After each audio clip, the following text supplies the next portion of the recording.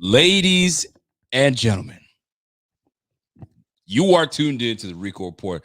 And listen, I normally go solo, but this is one of those games where, listen, Rev, if you're listening, jump on this thing right now. It's the post-game report. Ladies and gentlemen, how are we feeling after this game? Your raw emotions right now. This is the time. Buffalo Fanatics members, BF members, squad members, I'm reading your comments first.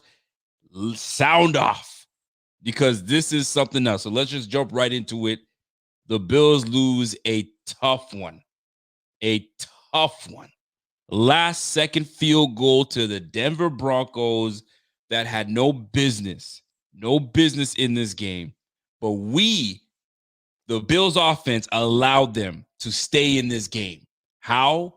With turnovers, costly turnovers, idiocy, just no life in the offense. The defense did everything they could to stop it.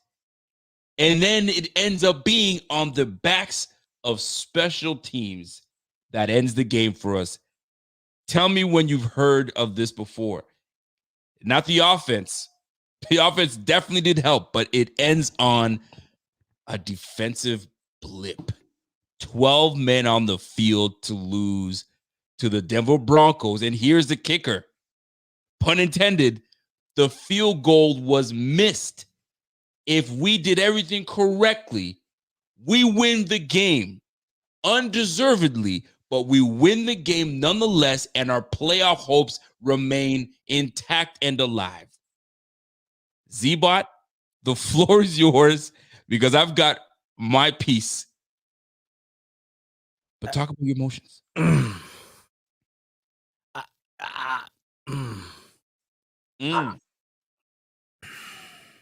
I know. I mean, it's just so sad to admit as a grown man that I'm genuinely fighting back tears right now. I can't take it anymore. I can't take this anymore.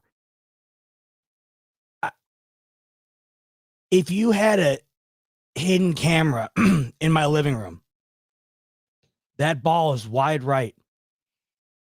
I ripped my shirt off. The neighbors downstairs, who are our friends, texted to ask if we were all right because of the noise I made. And I think what probably alerted them the most is when I physically, involuntarily fell to the floor when I saw the flag. Oh. And I never accepted at 1 minute during that game, despite the fact that they had did everything in their power to lose it. I had not accepted the fact that they could lose that game until I saw the flag on that field. Even when they lined up for the field goal, I'm thinking the season cannot end like this. They show the graphic. They show the playoff graphic of the Colts at 5-5, of the Raiders who fired their coach at 5-5, and the ball goes right. And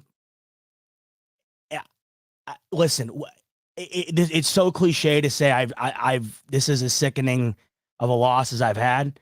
Mm-hmm. Knowing that the laundry list of these losses could literally outduel the Declaration of Independence, font size and all. But I don't think I've been this sick over a regular season loss since probably Allen took over the team, because of a multitude of reasons. One, it's over. This season is over. The fact that it is not even a week from Thanksgiving and this season is over, my brain can't even accept it. The fact that defense where you're at the point now where it'd probably be tough to name at any given time exactly who's out on the field. Even the most diehard Bills fans had allowed that team who turned the ball. I can't even, at every given moment did everything in their power to lose that game. That defense, as banged up as it is, gave that team every chance they could have possibly have wanted. Average field position of 42 at the 42-yard line for the Broncos. And you do not take the lead until under 2 minutes left in the ball game. But Rico, this is where this is where I'm at. It's in classic Bills fashion. You can't script up missing that field goal and losing on the backs of a coach not even being able to count the amount of men on the field. The elementary level mistakes in this game, not being able to hand the ball off correctly, not being able to throw an out route without staring your man down and throwing it to him, which you did the identical thing a week ago against the Cincinnati Bengals. Not being able to have any semblance of a special teams unit in 2023, where you're allowing this opponent the average field position of nearly midfield. And for all of that to culminate into that type of loss, where not only did you have to deal with the pass interference, but you had to deal with the too many men on the field on a missed field goal. Listen, I don't know how you guys feel in the comments. No matter what. And I guarantee you this game will be deemed irrelevant a month from now when the Bills inevitably lose a handful of more games and it won't even matter. I will never forget this game. Ever. This is one of those games that you will remember. And it's unfortunate because it comes on the end of a loss. It comes on the end of a loss. We are still trying to seal the wound of hearing 13. I see the number 13. I'm reminded. 13 seconds, I'm reminded, right? And that's what you hear when it's heartbreak and Bills together. You hear Bills, you hear heartbreak, you think of 13 seconds. Now, 12 men. Every number that I see 12, I'm thinking of 12 men on the field. It won't be Jim Kelly anymore. It's going to be 12 men on the field because we lost to the damn Denver Broncos. Fam, let me paint you a picture. And I'm sure we're all going to be able to paint a picture of what we were like watching the end of the game with seconds remaining. We've got a shuffle going on. Offense runs off the field. Special teams runs on the field. And you're like, okay, here we go. They're about to kick this ball. Holy smokes. It's wide right. No way. I'm turning my back. I'm yelling up. I turn back to the screen. Flag on the screen. I'm like, you've got to be kidding. What did we do? Then I see 12 men on the field. That, and you don't want to hear it, but that's the Billsiest way to lose. We're back to the Billsy ways to lose on 12 men on the field. Golly, that's embarrassing. We complimentary football. Two of the three units showed up, and then special teams. Rev, your thoughts? Look, man, I am like almost at a loss for words, but I'm just going to hit it just like this. The Bills are a bad football team. They've proven just how bad they are on offense. The defense surprisingly played another very good game considering the fact that they are decimated by injury. So I give them that. And I knew with that flex seal that Sean McDermott has on that defense, eventually they were going to bust a leak if the offense did not show up. And what happened? The offense did not 15 of 26, 177 yards, 1 touchdown, 2 interceptions by your franchise $200 million quarterback, Joshua Patrick Allen, looking like hot garbage. Hot garbage. As much as I wanted to get on Ken Dorsey's behind this game, I couldn't even really blame him because when I looked at this game, It was a lack of execution. And I hate the fact that I had to even say that, but Josh was playing like garbage. Spencer Brown looking like bad since Spencer Brown. Drop passes by Gabe Davis. Fumbles, by James Cook. And thankfully, he's the only one who was able to get us back in the game when he came back playing upset. Stephon Diggs, not really his fault, but golly, man, 3 for 34? This is the offense. This is the vaunted Buffalo Bills offense in 2023, ladies and gentlemen. And it's garbage. It is garbage. And then to go on and lose this game like this, I didn't think that they deserved to win. But the fact of the matter is they were there and able to win the game only to find out that, oh my gosh, wide right, nope, flag on the field. But let's back that train up because then we had Taron Johnson getting flagged for pass interference. The script writers couldn't have wrote it any better. 12 men on the field. That, to me, is a fireable offense for coaching. And it's probably going to be Smiley because his special teams unit has been garbage all year. And then to lose like that, somebody has to go.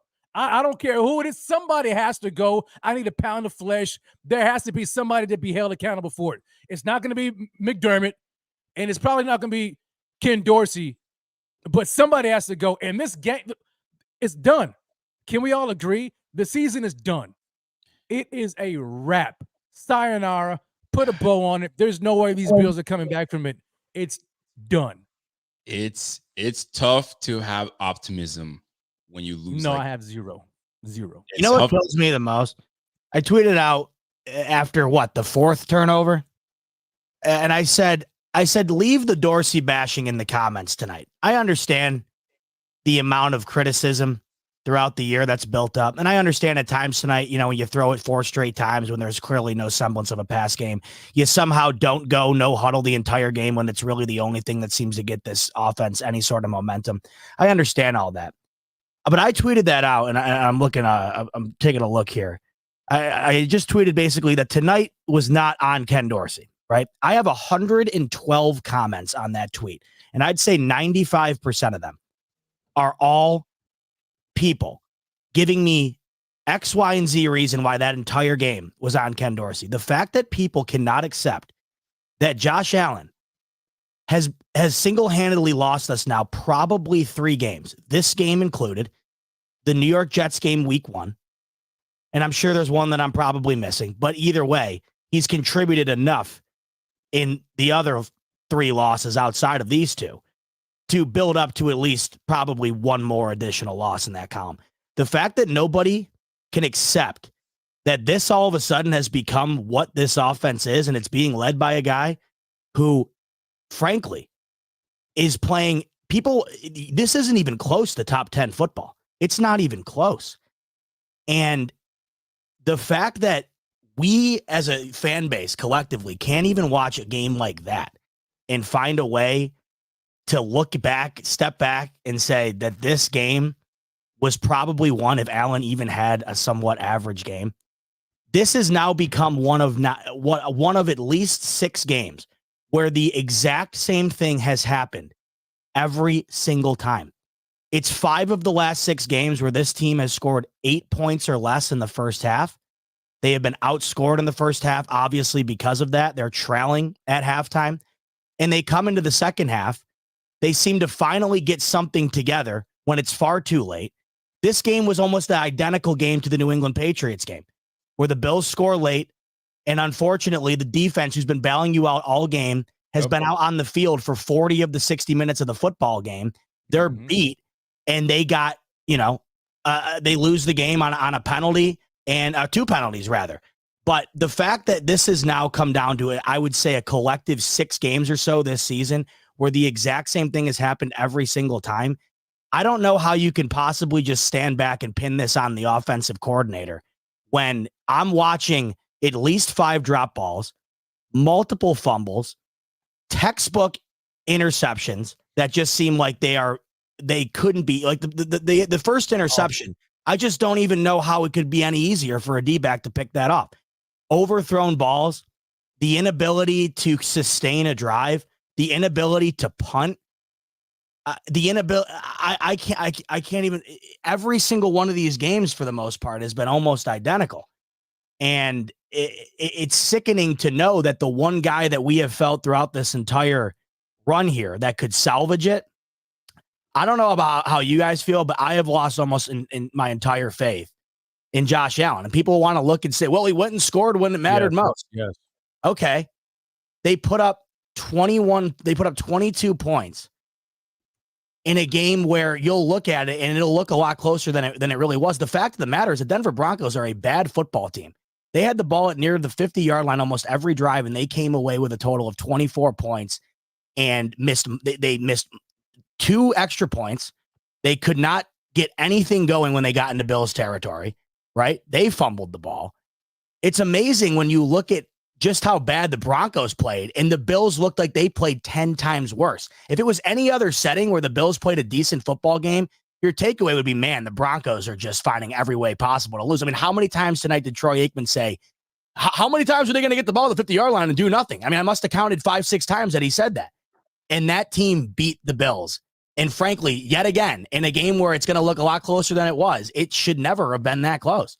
They outplayed them. They had the ball almost the entire game. And how many, the thing that blows my mind the most out of everything is how this defense could be as banged up as it is. And they're the reason you're even remotely in the game. Yeah. Or at least 75% of the football games they've played this season. It blows my mind. And the amount of opportunity that's been given to JA-17, and he seems to only make it happen when it is far, far too late. It's sickening because not only do you look towards the future and all the pieces that you're going to have to move on from and have to rebuild around Josh Allen, but if you take a step back and look at what Josh Allen has also been, we are so blinded by the greatness that we've seen from him that we can simply not accept the fact that it has been bad. It has been bad. There's been real good within that. But if you look at the overall body of work, how are you arguing today that he's playing? Listen, I don't even know. I'm at a loss for words. Listen, let me tell you just, let me just like now I wanted you guys to get your rocks off. So it's time. Let's start with Josh Allen, number one. It's been apparent since the Giants game, and I didn't want to think it.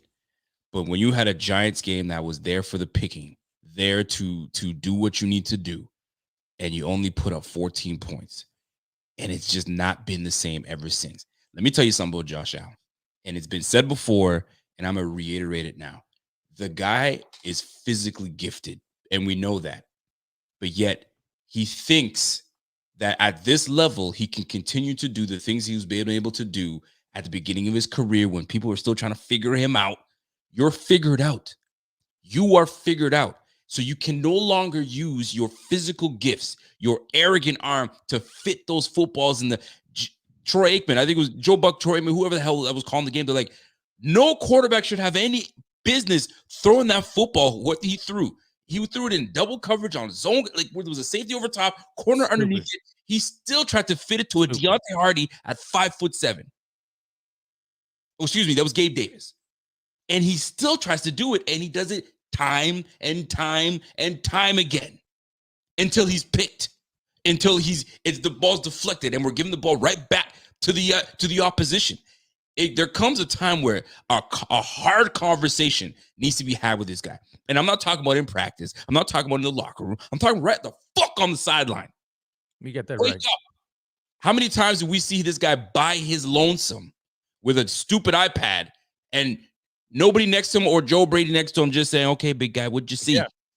There comes a time where you've got to call it like it is to your quarterback. He needs to be taken by the throat and woken up.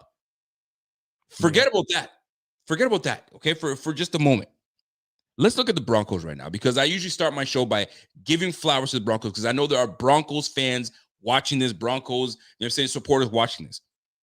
You guys, you did what you needed to do at the end of the game.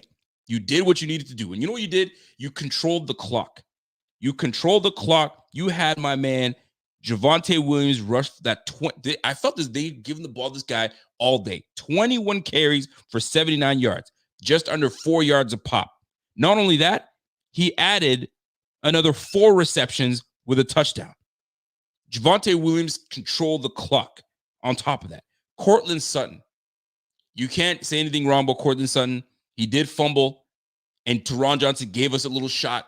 But that Cortland Sutton catch on the sideline, kudos to him. Russell Wilson went 24 for 29, with buck 93, 6.7 yards a pop, 2 touchdowns, and had a 117 rating. Sacked 4 times. Yet, we still had a chance to win this game. My goodness, we still had a chance. So, I'm sitting here looking at this from the offensive, defensive side and seeing where did we go wrong? Like, what was the issue? What was it? Was it the game plan? Was the offensive game plan terrible? Or was it just Josh Allen? Is it Josh Allen? Is Josh Allen the problem? And how do you fix Josh Allen? That is the question. Because right now, you don't want to sit and say, oh, it was the run game. Other than the fumble that my man James Cook had, which he was benched and rightfully so, and I would defend every 100%. I'll defend that. For people saying, oh, he's our best spark. I don't give a damn if he's our best spark. You're taught as a running back to hold on to the pigskin. That's what you're taught from a young age. High and tight, do not let that thing touch the ground. He did. Didn't he fumble like 3 times? Luckily, he got it back. Completely on Allen. The one, and that's what's tough, Rico, because like you look at that, right? And he gets benched and he comes out, and like Troy Aikman said, you might want to have James Cook fumble on the first drive of every game, the way he was playing. That's the problem. There's no accountability at all for Josh Allen. It's go look at the iPad back out there the next time, right? And there's no way you can bench Josh Allen. I'm not saying that, of course. But the problem is that there's no way to light a fire under the ass of something that just seems to be inflammable. It looks like right now, my biggest concern, right, is if you look at what they've done the last month or so, and they haven't even been inspired enough to be able to correct it even a little bit. When your best performance is a pretty decent first half against the Tampa Bay Bucks, who is allowing anybody to go up and down the field on them, the players only meeting, right, this and that, and you go out and do the exact same thing. I mean, I would have thought at the very least they would have come out with a little bit of spirit today. They fumble on the first play of the first freaking play. And here's the thing. And let me after accepting the ball, by the way, too, which is just the cherry on top. Yes. And this is why he got benched. We are trying to set the tone, and you deflated the tone. You deflated. Sit your butt on the damn bench. All right. Let me keep going. Let's go back to the Miami Dolphins game, right? Because it's telling. You go back to the Miami Dolphins games against the Broncos. They ran the F out of that ball. They ran the ball and ran the ball and ran the ball. So you know you can run on this team. Why didn't we keep that theme? Keep that theme.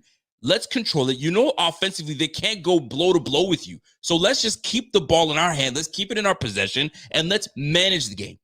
Josh Allen doesn't want to be a game manager. Sometimes you have to be a game manager. Do you know how many games Tom Brady had to be a game manager? He had a modest game, 165 yards and maybe 1 touchdown, but he managed the game and got a W. And then the following week, he goes for 500 yards. That's what you got to do. That's what you got to do. Now, I need to remain on this running back so people in their thick skulls can understand how this thing works. When you're the running back, your job is to carry that football and hold on to that thing. You fumble, you lose momentum. Momentum is massive. Do you know how much momentum we have when we remain with the football? We keep it moving. You saw the fumble, what happened to us last week. Kincaid, we had momentum, turnover. James Cook dropping that football and fumbling it, you need to be benched. You need to learn to not do that. But what does that do for a young player? I can't do that again. But when I get back on that field, I'm going to rush my ass off and show these guys that you can trust me. And that's exactly what happened. This boy came in and started playing like the guy that we need him to be. A lot of times, this boy was running soft. Did you see him run soft after that fumble? Heck no. He was running. I was pissed. Man. He was pissed. That's how a fucking running back is supposed to run the rock. That's right. And angry. Golly, not twinkle toes. We can't be doing this in this game, man. Anyway, I'm not sitting on James Cook because he ain't the reason, because he was a spark in how we came back into the game. The only spark. Running the football. Now, but once again, isn't it nuts, Rico? At one point, there were 3 turnovers with 6 points scored off of the 3 turnovers. So it's like you look at that, and despite all the times you shoot yourself in the foot, you still were given an ample opportunity to correct it, and you don't do it at all. Did nothing. Don't do it at all. And even me, even as bad as the Broncos offense was that whole game, you knew damn well they left too much time on the clock at the end there too. I knew that's exactly what I was saying. Scored too fast. We scored too Scored fast. way too fast. And it's now we're 11 games in. That's probably now at least 6 or 7 games where the offense has a drive in the fourth quarter where they just absolutely shred the defense and could not do even anything remotely resembling of it the other 58 minutes of the game. Did you guys see the time of possession? Oh yeah, it was like 35 something like that. 37 minutes to 21 minutes. With the average starting field position at almost midfield, and they allowed 24 points. That's what we should have done. Run the football. You had Latavius Murray ready to run the rock. Was he our leading? I think he ended up being our leading rusher. I'm not even sure yet. Cook had almost 100. So Cook had 109 on 12 carries. Oh, he had over 100. On 109, and Latavius had 9 for 68. Run the effing ball. Run the effing ball. Run the ball all game long. All game. Run it. Real question, fellas. Real question. What do you do going forward? Who cares? What do you do going forward? No, it's a real conversation because now we went from 61% making the playoffs if we won this game, dropped down to damn near 33%. We are now 2 games out of first place in our own division, let alone the AFC. If we thought we were in the hunt, my goodness, I don't know what you want to call us now. But what do you do going forward as a head coach? You are Sean McDermott. How are you now having to A, face the media, B, face your team, C, face your quarterback? Well, what can you expect? He hasn't been able to do it after the Patriots game. He wasn't able to do it after the Bengals game. He wasn't able to do it after X, Y, and Z. Why would anything be different tomorrow than it has been? They've had an infinite amount of opportunities to have their get right moment, and they have not played a sound football game since they beat the Miami Dolphins. And if you go back and look, right, Rico and Rev, you go back and look, and there could have easily been a pass interference called in that Giants game, and they could have won that game. All Chris Godwin had to do was turn around. They could have called a Hail Mary and lost that game. The wins that this team does have is by the skin of their teeth, and the rest have all been losses. This team has not played even above average game since week 4. We are going into week 12. So you're asking the question, what do you do as a coach? You haven't done anything for damn near 8 weeks. How can we as a fan base expect anything to turn around? Much less, have some sort of competent explanation for this one when there hasn't been one for all the others. It'll be the same exact verbiage as always. And nothing's gonna happen, man. Nothing's gonna happen. You know what? I mean, we can already see what's gonna happen. Like next week, they're gonna lose to Zach Wilson. Okay, like they're gonna lose Zach Wilson again, and nothing's gonna happen. But you know what? When we talk about accountability, we look at what happened this game. We say, man, Gabe Davis. I mean, first of all, let's go to James Cook. Fumbled first. Boom, he got benched for a few series. Okay, Gabe Davis with a drop pass. What happened to him? Oh, he's back on the field. Josh Allen almost throws 4 interceptions. What happens to him? Nothing. Like if you really want to do that thing, you could do it, Sean McDermott. But he's in between a rock and a hard place. I mean, do I bench my quarterback to set a tone, to set a message? He's probably not going to be able to do that, right? But at what point? I mean, you have to. If you can't hold everybody else accountable, but not the quarterback. That's the issue there. And so, like for me, it's a little too late. It's too late now. It's too. Josh is in his he's in his mind where he just does whatever he wants to. And Rico, I think you were the one who brought up a clip of this Tom Brady conversation when Brady was having a conversation with Josh. And he was telling him about the advice. It's amazing. Giving him advice, and he just rubbed it off like, oh, it's nothing. I'm still gonna do what I'm gonna do. That right there let me know this dude is way too freaking arrogant and cocky. He's not listening to the GOAT. He thinks that he can do whatever he wants to do, and he's trusting in his own ability. But like you had mentioned, eventually you're gonna get caught up, and he is being caught up right now, and he can't trust that. They caught him up. He's caught up. Yeah, they know what you like to do, Alan. They know what you like to do. Now, whether that's we know what Dorsey's offense is, that's a whole different ballgame, right? I know this formation. I know that if Gabe Davis motions over here, I know this. Maybe it's because this offense is predictable, but you still have to execute. The guys are getting open.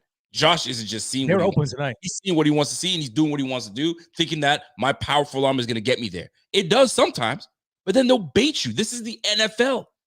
We'll give you that one. Hey, you know what? Defensive coordinator will say, you know what? Give him that one the first time. He's going to come to it back again, and that's when we get him. And they did.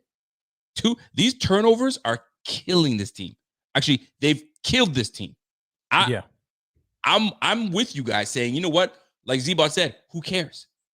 Who cares what the rest of the season goes down, how it goes down? However, and that's why I'm as sick as I am, by the way, right now. It's not because, you're going to lose throughout the year, but you know how hard it is, especially when you have a team with expectations. I mean, when you go into a season with a team that's not really expected to do much, you build up a tolerance, and by the time it actually comes to fruition that nothing's going to happen, you get used to it. But, when you rewind to that Dolphins game at 3-1 after just beating the ever-living shit out of 3 teams in back-to-back-to-back weeks, and you fast forward to today and know that the season is over and it's only 2 weeks into November, that to me is what has me just so sick.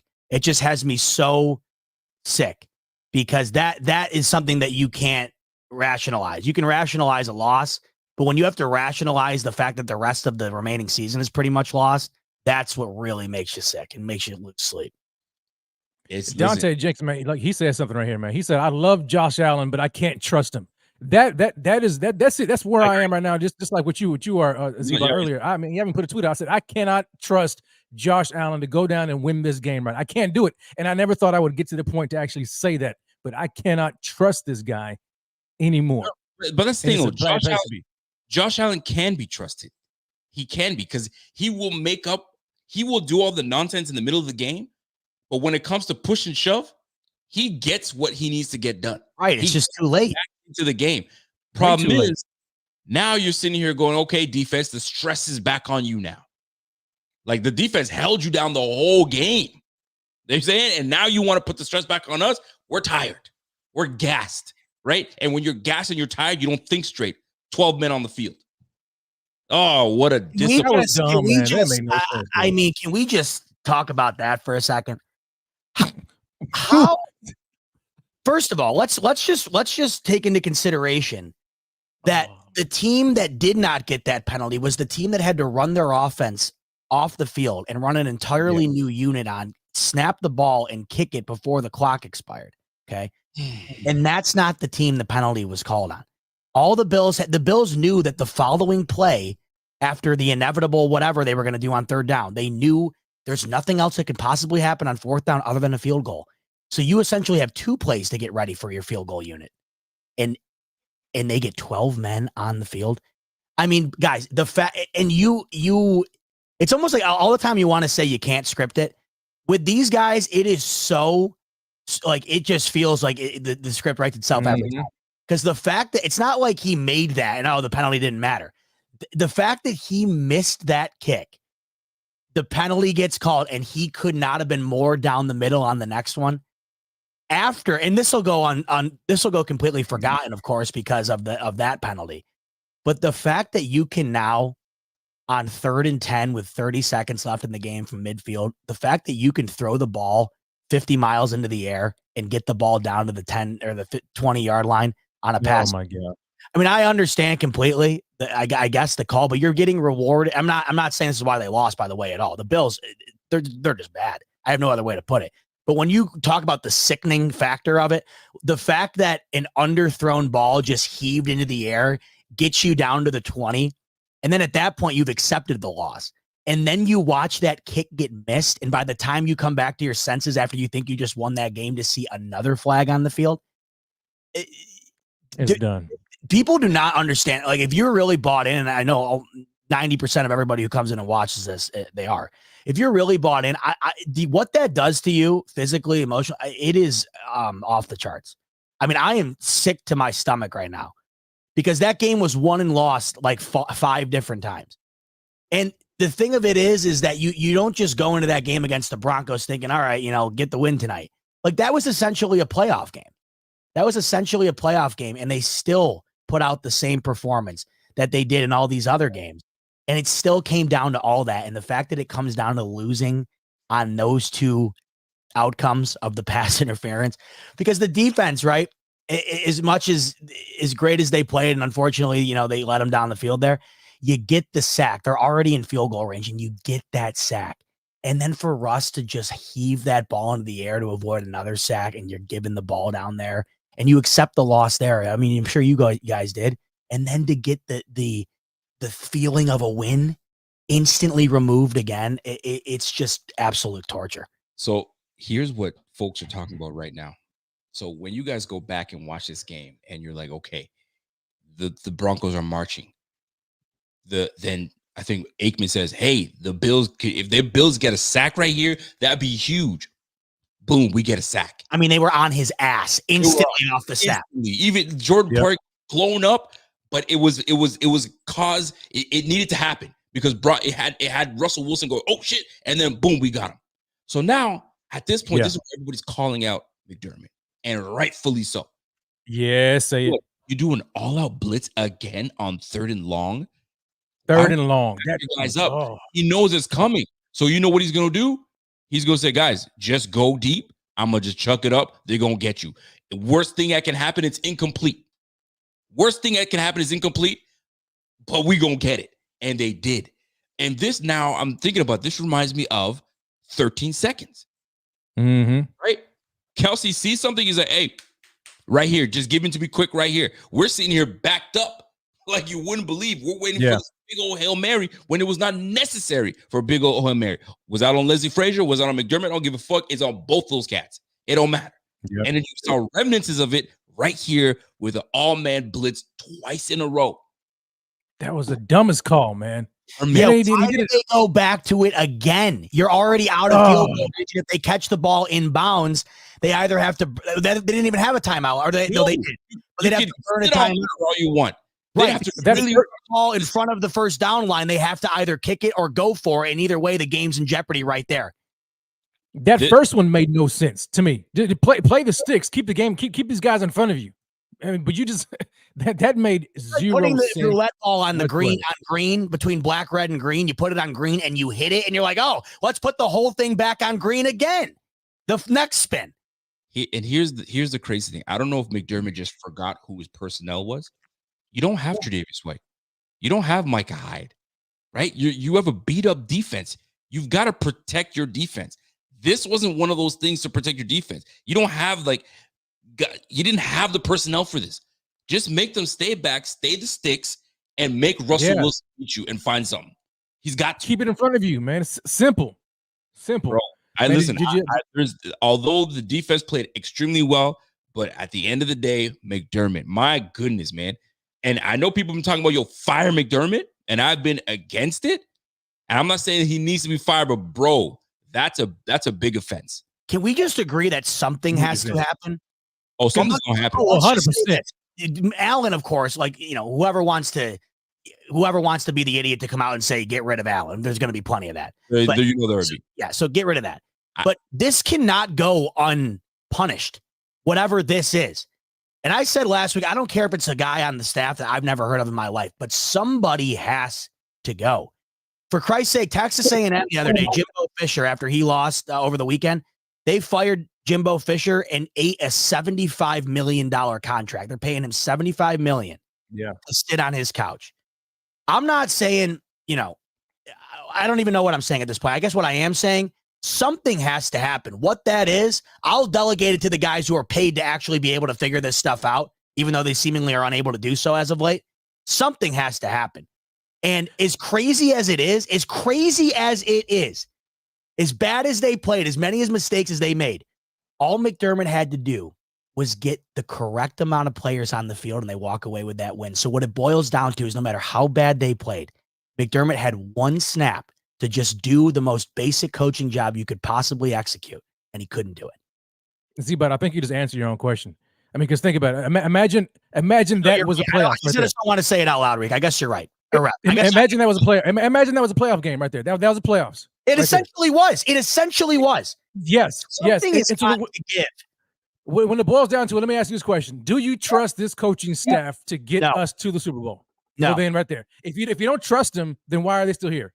I try to think about what I think will happen. Because what I know won't happen is I won't wake up sometime this week or next week, no matter what happens, and there's going to be a vacancy at either position, OC or head coach. I'd be stunned because, one, you don't have a defensive coordinator. So you can't fire your head coach because then you'd have to hire a head coach and a defensive coordinator or some rando we've never heard of to do both. Not going to happen. And you're not going to fire your offensive coordinator because who's going to step into that role? And after tonight, I got to be honest with you. Once again, I'll say it again. Tonight did not cost Ken Dorsey his job, in my opinion. Ken Dorsey is not turning the ball over 4 times, dropping the ball, 4th and 2, right? This is the perfect example of where everybody stands on this in this line in the sand between delegating blame. It's 4th and 2. Josh Allen has Khalil Shakir as open as anybody in this league could possibly be, and he overthrows him by about 5 yards over his head. On the run, all he has to do is just put it on his hands. And what do I get in my comment section? What the hell are you dialing up a deep ball for on 4th and 2? Normally, I'd agree with you.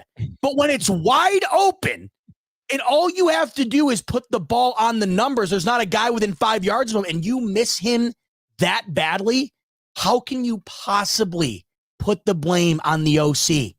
How? I understand where the blame comes from collectively throughout the year, but all I'm seeing tonight is that this team is on him, and that is bullshit. Let me ask you this. Did Josh Allen put McDermott completely on the hot seat? Did Josh Allen's performances, as of late, strictly put him on the hot seat? Because right now it sounded like McDermott gets let go. That's on Josh. That's on the offense. And because he's the head coach, he's got to eat that. He's got to eat. That's where I struggle because, Rico, this defense has been playing off the charts. When you factor in the guys that they've lost and how they have shown up, and in my opinion, almost every single series of every single game outside of the New England game, it would be so hard because people, and as we sit here right now, I feel like we're leaning towards we got to fire him, right? The problem is we don't even know how bad it could be if we don't have a guy running the defense the way I think he's running it right now. I don't know if anybody out there could pull off what they're doing right now with this defense, with what they have out there. So that's the struggle. And you can't just go to McDermott and say, hey, man, we'll keep the same contract you have, but we're going to put you down to DC and we're going to make a move at head coach. You can't just do that. It's not how the league works. It's not how the hierarchy works. And optically, it would never fly. So that's the struggle here. I think McDermott, as a defensive coach, I don't know if it gets much better. I think what he's been doing, calling the plays defensively, has been extraordinary. But when it comes down to game management, scenarios where you need a coach to just be competent, we have seen on numerous occasions now in massive spots his inability to do that. And how long does the leash go? That, to me, is what the biggest question is today. And it will remain that question because, fellas, this isn't the first time, and I guarantee you it won't be the last. And you're not going to be able to expect something different to all of a sudden occur with the same exact things happening over and over. It's not like they're losing these games in different ways. They've lost these games in almost the identical fashion every single time. And the scary thing is, you know how I said earlier, the couple of wins they had could have easily been losses?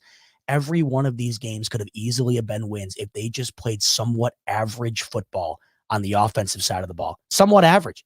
Because the first 3 quarters, especially the first 2 quarters, it has been some of the worst offense in the entire league. They have gone into every half with less than double-digit points, trailing, and have somehow had an opportunity to win every single one of these games. Every single one of them at late. They had a chance. Could you imagine if they just put together a somewhat average performance in the first half? And now here we sit at 500 with, I don't think, a snowball's chance of hell of making the postseason. This is the problem. And there's absolutely no way that a team like this, as disrupted as it is, as in disarray as they are, they're not competing with the Eagles. They're not even close to not even a long shot. They're not even close to competing with the Cowboys and doing it. Dak Prescott. And shame Look on at that schedule. Look at that schedule. Don't compare Josh Allen to Dak Prescott. I'm sorry. Dak Prescott took care of business against the depleted Giants. He took care of it like a starting quarterback. No games being played. You have Stephon Diggs. You have all the weapons you have. There's no excuses. Then you got to play. You got to play the Chargers on top of that. And the worst thing is you got to go back and play the Dolphins. Fam. Let me ask you guys an honest question, because I've never really thought about, and this is back to what we were talking about pregame, where we're like, we never gave the brain capacity to these things because we didn't feel like we had to. I can't help but think this now, and it makes me sick that this is where my mind's at. Maybe it's just because I'm just down tremendous right now. But I want you to think about going back in time and removing the perfect game against the Patriots and the 13-second game. What do you think of Josh Allen when you think of great performances? You think of those two games, and one of them was a loss. No one's gotten more praise in their life for a loss than that performance by Josh Allen. So you go back and look at those two games. If you take those two games off their resume, one of which was a loss, in the other game was preceding the loss. What do you think of when you think of Josh Allen greatness other than hurdling guys and a handful of obviously insane throws and whatnot? But when you think about what it takes to win, do you have a performance in mind? So what you're telling me is Josh Allen has peaked. He's plateaued. Have we seen the Josh Allen in that Kansas City Chiefs game again? We have not. So then the question now remains, has Josh Allen peaked? Have we seen his ceiling? His ceiling is that it? Is that what we've seen? Can he get better? Well, that's where the problem is, because you look at him on the field and you see some of these mistakes he's making. You're like, he can get better, but I think that in his mind, he thinks he has arrived. I mean, when you're sitting here and you're having a conversation with the greatest quarterback of all time, telling you about your issues, and you blow it off, that to me lets me know that your arrogance is holding you back. Like, you think that you're something that you're really not quite yet. You haven't accomplished jack squat, really. I mean, when we think about it, he hasn't accomplished anything. So maybe he's getting high off his own praise. You know what I'm saying? But so I think that he can. It's will he though? Will he is a bigger problem. Furthermore, it makes me then think. Has Dorsey been trying to protect him from himself with the game plan that he's been trying to make him stay within? And everybody's like, "Where's the old Josh Allen? We want the one that's good." And Dorsey knows him. He's like, "I'm not doing that with you. We're not in the old, you know what I'm saying, Dable offense. I need you to stay within this offense and just listen to me." And he's like, "Nah, I'm doing my thing." I mean, listen, he listens to Frank Sinatra, right? What's that song from Frank Sinatra? That's like the song. I'm gonna do it my way. I'll do it my way. But as we see in the comments here, it's the same thing I see everywhere else. It's not on Allen. Who's the last unit on the field? The defense. Yeah. The unit on the field was last on the field because they were on the field for almost 40 of the 60 minutes of the football game. Lazy, You're not even allowed to have a conversation, a discussion. I'm not sitting here saying, are there 10 quarterbacks in the league right now or less that I'd rather have? No. But what I'm saying here is, when we're throwing the blame game around like crazy at everybody, is it not fair to sit back and ask about the guy who just had 3 turnovers in a game that was more than winnable, where they're over a touchdown favorite in a do or die type game? Is it not fair to sit back and ask if he might be one of the problems in this current moment? Is it not fair to ask that we have not seen his overall true potential on a damn near consistent basis? Is it not fair to ask? Because I don't want anybody in this world to succeed more than that guy. He has been the Lord and Savior for me as a Bills fan. I went through a Cleveland Browns type gauntlet growing up with these Buffalo Bills trying to find a competent quarterback. And I know what Josh Allen is capable of because we've seen it. And that's why I asked the question. That's what makes me so sick. It's because we've seen it. But the question is, have we seen it since? And have we seen anything close to it on a consistent basis? And I'd say probably not. Allen has not had a consistent, dominant reign on this league since the midway point from last season, when everything felt stagnant going all the way into the playoffs and the doors finally got blown off of them against the Bengals. If I'm speaking out of turn here, you guys can tell me. But I'd love to hear the argument against it because I just don't see it. I don't know where it comes from. And I get it. You don't want to put any blame on the guy because he's been the only reason to some degree that this Bills team has become relevant the last half decade. But I don't know how you can watch a game like tonight or a game against New England or the game against the Jets in week 1. I don't know how you can watch that and just say, "Hey, Ken Dorsey, what's up, buddy? All your fault." Because then if they fire Ken Dorsey and bring somebody else, and then it'll just be that guy's fault too. Exactly. So the end, what you're trying to tell us is Josh Allen is the problem. No, what I'm saying is Josh Allen is a part of the problem. No one will give him any cut of the blame. All I see is it's all coaching. It's all coaching. It's all coaching. I'm seeing it's the defense's fault, right? I'm seeing this and that. Yes, there are aspects of all of those arguments that are dead on true, but you're going to just ignore the guy who had 3 turnovers today. You're going to ignore the guy that has had the most turnovers in the entire league currently, has had the most turnovers since he became the quarterback of the Buffalo Bills entering this league. Yeah. Yep. I mean, whatever. There's nothing we'll ever be able to say to be able to ever seem to paint a logical, be able to have a logical conversation about this. And this is why we'll continue to just be miserable for what seems like forever. This is the tough part. And I got a chat coming in from somebody says that they love what they're hearing. And these are conversations that need to be had, by the way. These are valid conversations that need to be had. We got a comment coming in from Adventures with a Smile says, I love you, Z-Bot. Not all chat are saying that. No, I know that. I appreciate that. What I'm getting at is I just want to know and everybody in the chat knows I got nothing but love. It's all that. What I'm getting at is we're sitting here right now, right at 5-5 with the playoffs all but gone. And we're sitting here and we're not willing to have the tough conversations. And even for me, like saying this out loud, it makes me sick. Because 1, I hate having to say it. 2, I know it's going to be instant blowback. It's going to be instant. Just, the comment section I have on my Twitter right now is insane. Like just people basically wanting me to kill myself to some degree is what it is. And all I'm doing is sitting here asking, what are these Bills today? Because when you think about the Buffalo Bills, you think about Josh Allen. And as of late, Josh Allen has not taken advantage of what this banged up defense has given him. And this offense in its entirety has just simply been inept. I am 100% in agreement that the coaching has a sizable amount to do with it. But I'm also watching a handful of plays every single week where you just sit back in your couch and you're thinking, there's just no possible way that just happened again and again and again. So how do you guys feel? I don't know. I could be nuts. No, you're not nuts. And could this be what Stephon Diggs has been talking about this whole offseason? Man, I think it's exactly what he's talking about. When he went on Radio Row, he said something's up. I don't know what it is. We were there, we got all the talent, but just something is just not right. And then when he started to voice his opinion, the pitchforks came out of Buffalo saying, hey, you better shut your ass up. That's our franchise quarterback. You wouldn't be where you're at without him. Right? That's how it always is. One can say he wouldn't be where he's at without 14. So now you're going to hear a lot more chatter on, Diggs might want out. He might actually say, I want out. I ain't doing this mess.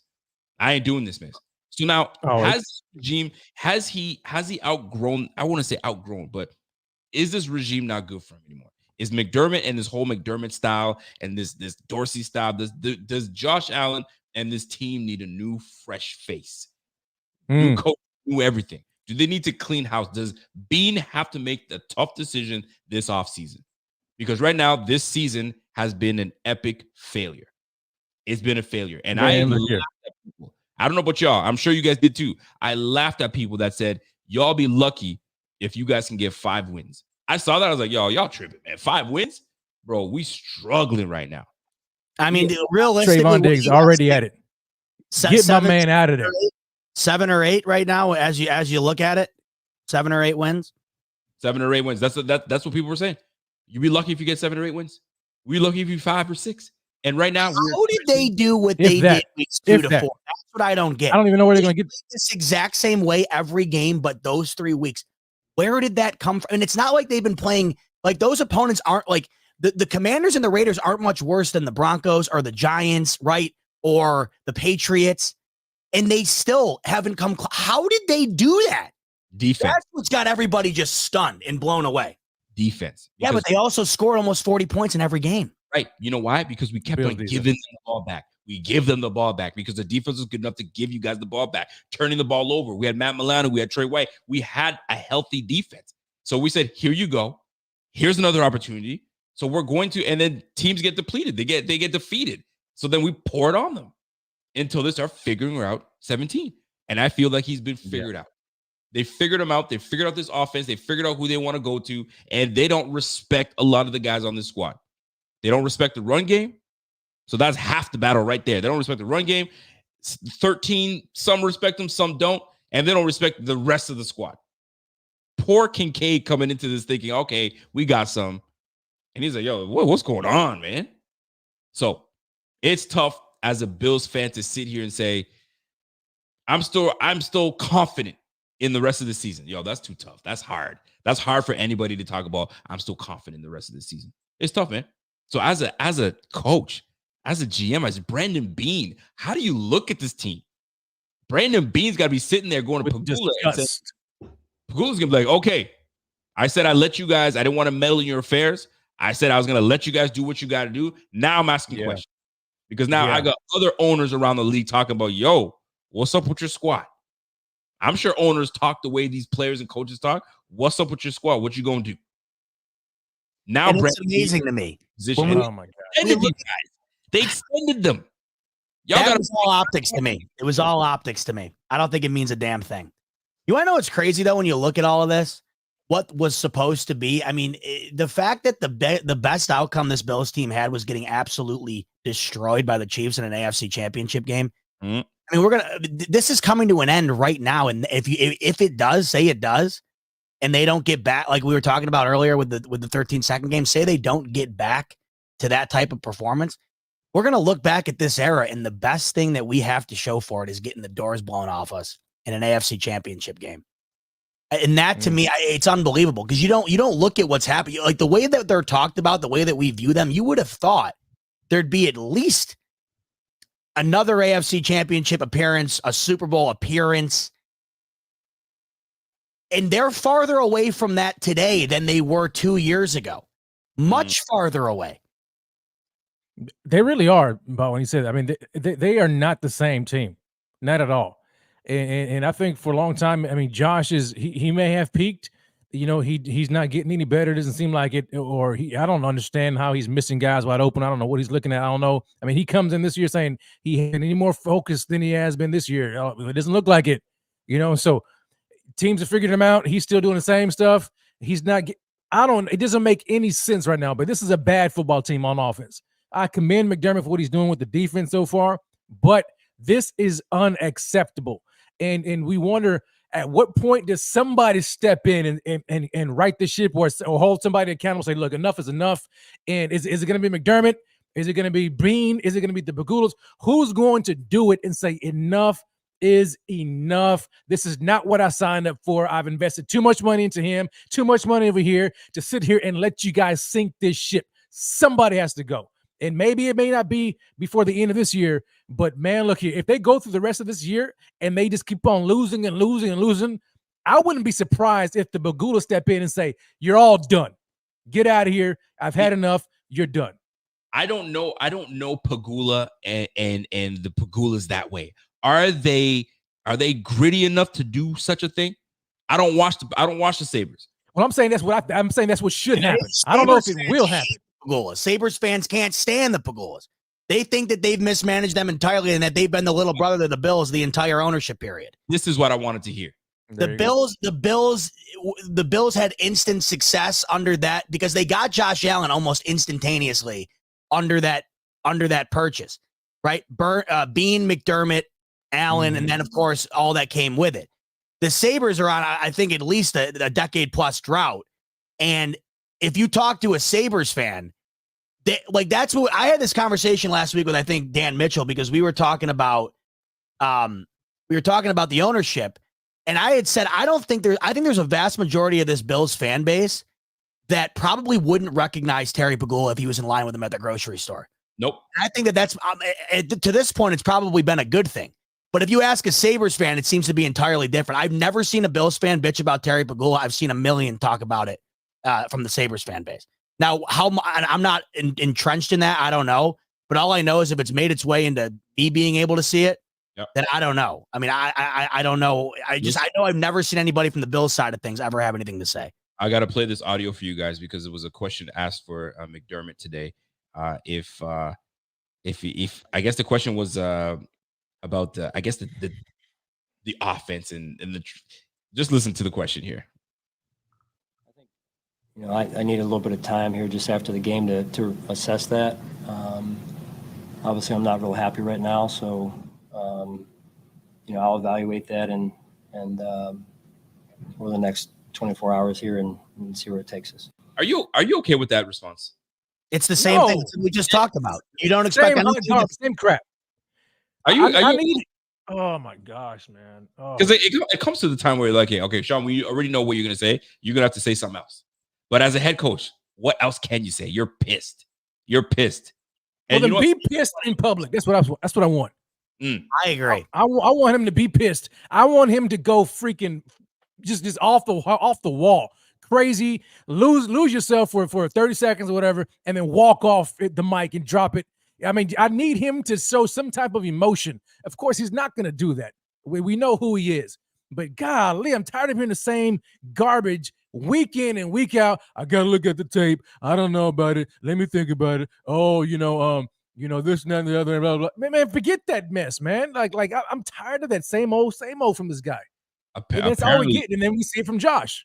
Apparently he threw, in words that, didn't come out directly from what I'm reading. He threw Ken Dorsey under the bus saying he wasn't happy with the game plan.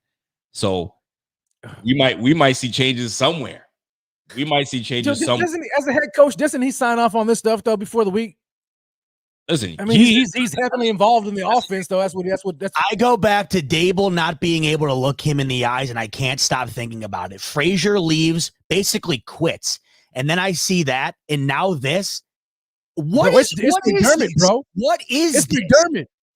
It has to be him. You got Frazier, bro. Like we have never heard in Frazier's career, right, anything negative about the man at all. Now we can say what we want to say about his performances, right? But he's been A+ guy, right? He just leaves, and it seemed kind of weird, right? The way he left. Now Chad Hall, we can go back to Chad Hall even before that. He takes a lateral job in Jacksonville to be their wide receiver coach there. That was kind of, what, really? You're leaving Josh and you leaving these guys. He left to Jacksonville. We didn't hear anything about that. Frazier leaves, and then Dayball left, and then we see that interaction. That to me let me know there is something going on and brewing under the surface, and the common denominator to me seems like it's Sean McDermott. Damn. I didn't want it to be Sean McDermott, but listen. I know, because he's so likable. Is he not? I have such a tough time ragging on him. In front of the camera here. They asked listen, there's another question. They asked the 12 men on the field. We practiced 2 or 3 times that this week, the substitution from dime to field goal block. And at the end of the day, we didn't execute it. So it's inexcusable. Inexcusable. So they practice this shit. So who's the freaking dummy that didn't know his assignment to get off the field? And this is the part. He has to go. Smiley's been bad all year. He's probably going to be the scapegoat. That's a scapegoat. Yes, I'm saying it's a scapegoat, but it's not the real problem. They did it to Danny Crossman as well. They said, "Danny, you out of here." Right. Crossman was our former guy. You're out of here, Danny. Yeah. This is a tough loss, man. This is tough, man. And now I was not ready to, put McDermott in this situation, but boy, this is tough, bro. This is Rico, tough. you said it a few weeks ago that his, the seat's not hot, but somebody pushed the chair in the office and walked off. Oh yeah. Where's that chair at right now? Where's that chair at? He's sitting on it. He's sitting on it. There's 2 hands on his shoulder that said, "You're gonna have to sit down, sir." You know what I mean? He's trying to fight it. No. You're gonna have to sit down. And we got to talk about this. But to me, I gotta ask you this: who right now in this under that team is in the toughest position right now? Ken Dorsey. You think Ken Dorsey is? He'll be the inevitable. Yeah, if he's more likely to get fired than McDermott, in my opinion. Yeah. I mean, because you're not going to get rid of your head coach right now. You're just not going to do that.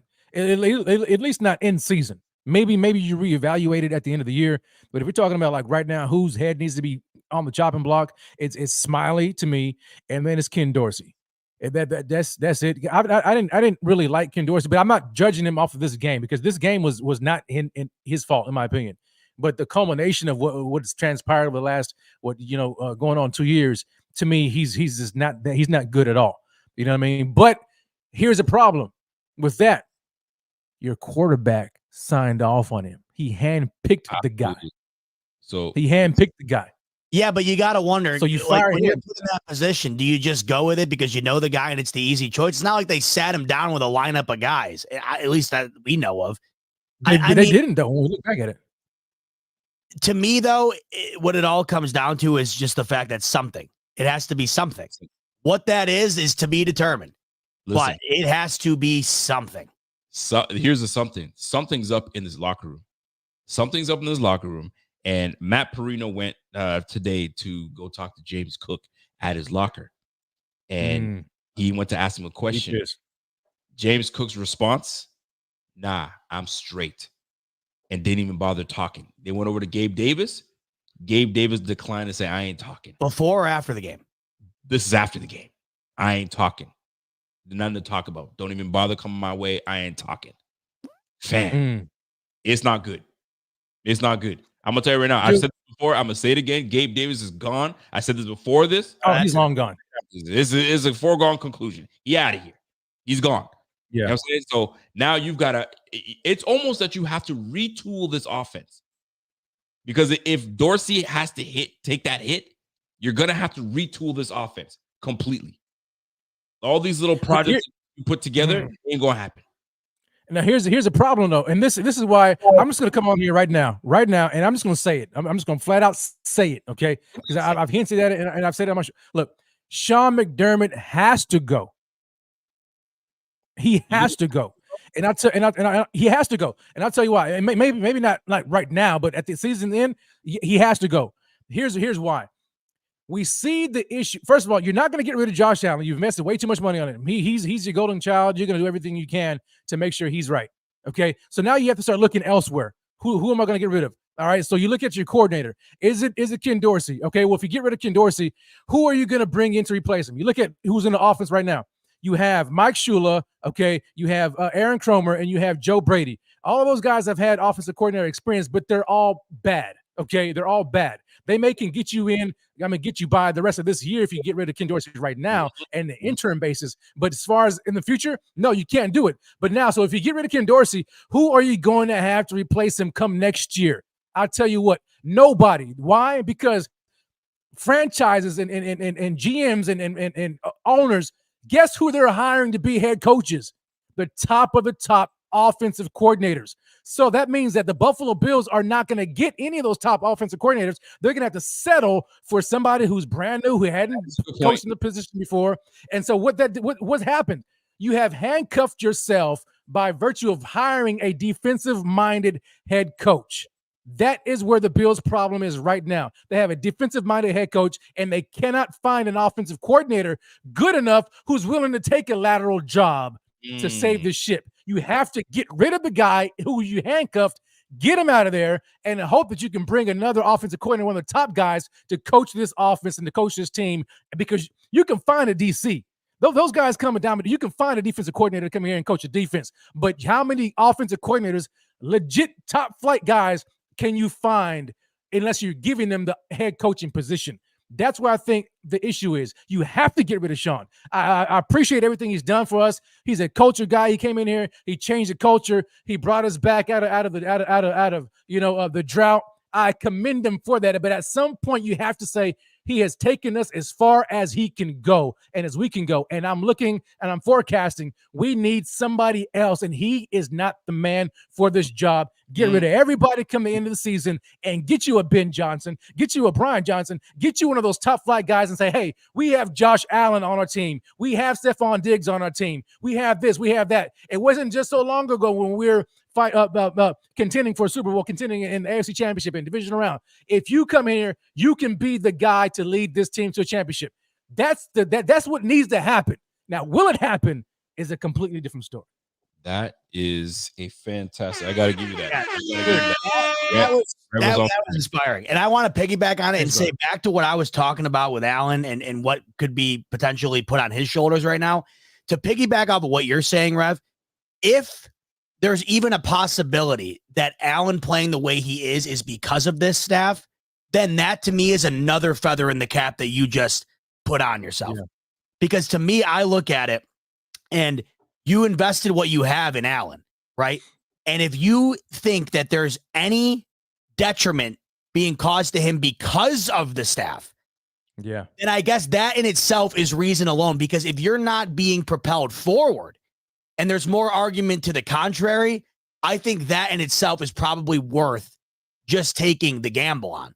Because if there's a chance you can get the best out of Josh Allen by just moving on to somebody else, and you're completely convinced that he's not going to be able to be his true self under this staff, whether that's the solution or not, you have two choices. You have to do it. Either you move on from Allen or you move on from the staff, and you all know what the better option is. So I think what you're saying, coupled with the fact that if there's even a potential possibility that an offensive coach can unlock him and get a better version of him and get closer to what we were talking about earlier, then I think it's all the more reason. And I think what we're kind of coming to a collective agreement with here right now is that there just seems to be far more reason to give another crack somewhere else.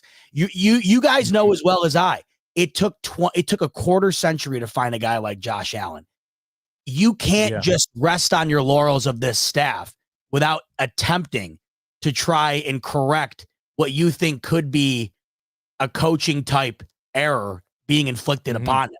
You can't just wait around because we are blinking now, and Josh Allen is going into the middle of his career. And that's the scariest part. So I agree with you, Rev. When we talk about it, this is fantastic because this is where I wanted to kind of take this conversation, because Rev brought it up.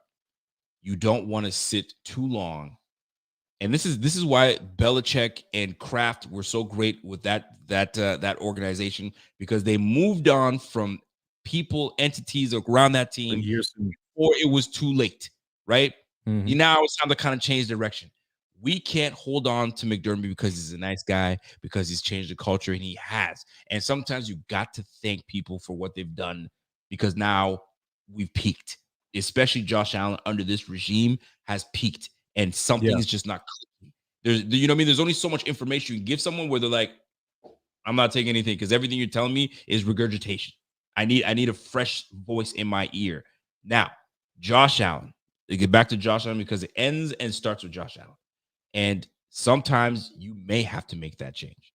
And it pains me to even say this because I wasn't really on this. You know what I mean? Move on from McDermott. And I still am. I have my trepidation of doing that. I have my thoughts on it. But you might have to salvage the young mind of Josh Allen. Right. Because people are tweeting out McDermott's address right now, by the way. That's where we're at. I'm telling you. People are tweeting out his home address right now. No, that's pathetic. That's pathetic. That is pathetic. Unbelievable. This is how bad it's gotten. I've never even seen anything like that in my life. Folks, they gone too far. When your organization loses, when your team loses, this is what ends up happening, man. Just terrible.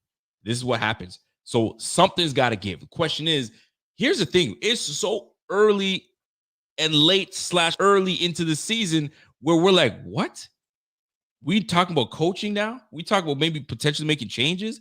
They asked McDermott, are there any major changes that are going to happen anytime soon or in the near future? He says, I got to think about it. I'm not ready to make a decision right now. Something's got to go. Now, I asked you guys earlier, who's in a very tough position? Right now, I'm telling you, it's Brandon Beane. Brandon Beane is he's the general manager. He's the one that makes the calls on personnel, coaching, all that stuff. He's got to make that decision. If you got to save your ass, right, you got to get rid of somebody. You got to get rid of somebody. And Pagula, I think, trust Beane. He's done this a long time. He's been in this role before, and he's doing a fantastic job with his team. He's turned this thing around. Beane is going to have to make a decision. He's going to have no choice. That McDermott says, before you have to make a decision, I'll step down. But you never know. You don't know if that's going to happen. But Rev, you nailed it.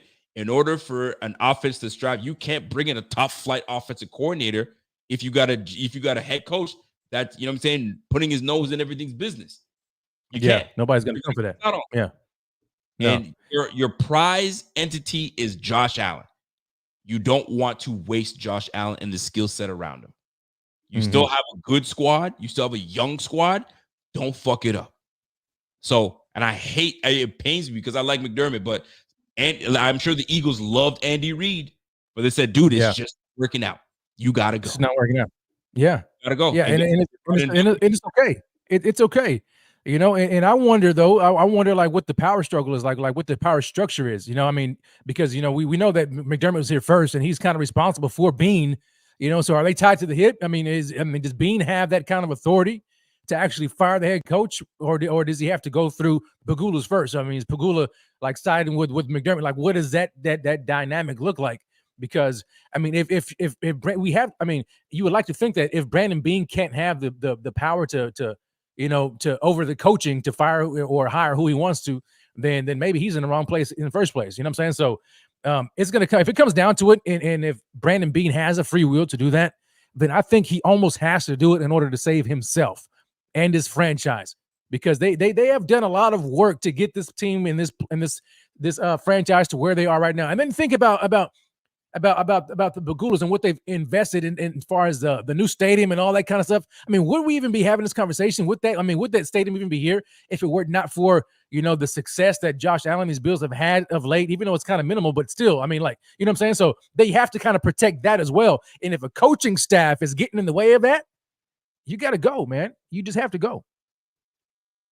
This is tough. This is tough, man. I don't think listen, in the years of success since McDermott has been here, I think this is worse. Is this worse than 13 seconds? Collectively. But when you look back, the 13 seconds, in the moment I felt it, and I feel the same today, and that's when you know it's been bad. That was their best chance, and they haven't gotten close to having even a similar chance since. That was it. And that, to me, is ultimately pointing back towards what Rev said. When you look at that, and everybody after that game thought that it was just the beginning and the ascension was about to begin and it's been nothing but a decline, then yeah, whether it's, you know, the blame can be delegated all around. And I think rightfully so. I think some people, I think some aspects get more than deserved, some get less than deserved. But when you look at what that team was supposed to be and how they haven't come really close to it, I think once again, it goes back to, do you make a change or do you not? And when you look at all of the things that have collected together, I think that's one more thing you add. When you just look at where they were and how it's not really been close since, that to me, in the history of my time being a fan, has ultimately led to a coaching change just about every single time. Sean McDermott today says the team will not take the field next week without tough conversations. He was asked about the drastic changes. McDermott says he needs time after the game to decide. Then, asked specifically about Ken Dorsey, his answer, I'm confident, but I believe we can be better at the same time. What the hell does that mean? That means that he's safe, dude. Is he safe? No, I don't get that from that at all. I'm confident. That to me is like the most PC way of saying I can't stand him right now. Because when there's even a but, when you got to try to read between the lines of this political correct conversation as best as you can possibly can. When there's ever a but involved, that to me is your true feelings trying to come out in a acceptable way. And when you're saying that he said they're not taking the field without tough conversations, what the hell does that mean? That's stupid. But I would be stunned if they fired him. Stunned if they fired him midseason. Who? Ken Dorsey? Anybody, including Ken Dorsey. Would you guys? Would you guys not? For McDermott, absolutely, I would be stunned if he did it, because I don't think he has it in him. I don't think he has it in him. Here's where I am on this. The only way I think McDermott will fire Ken Dorsey is if the heat is cut up on him.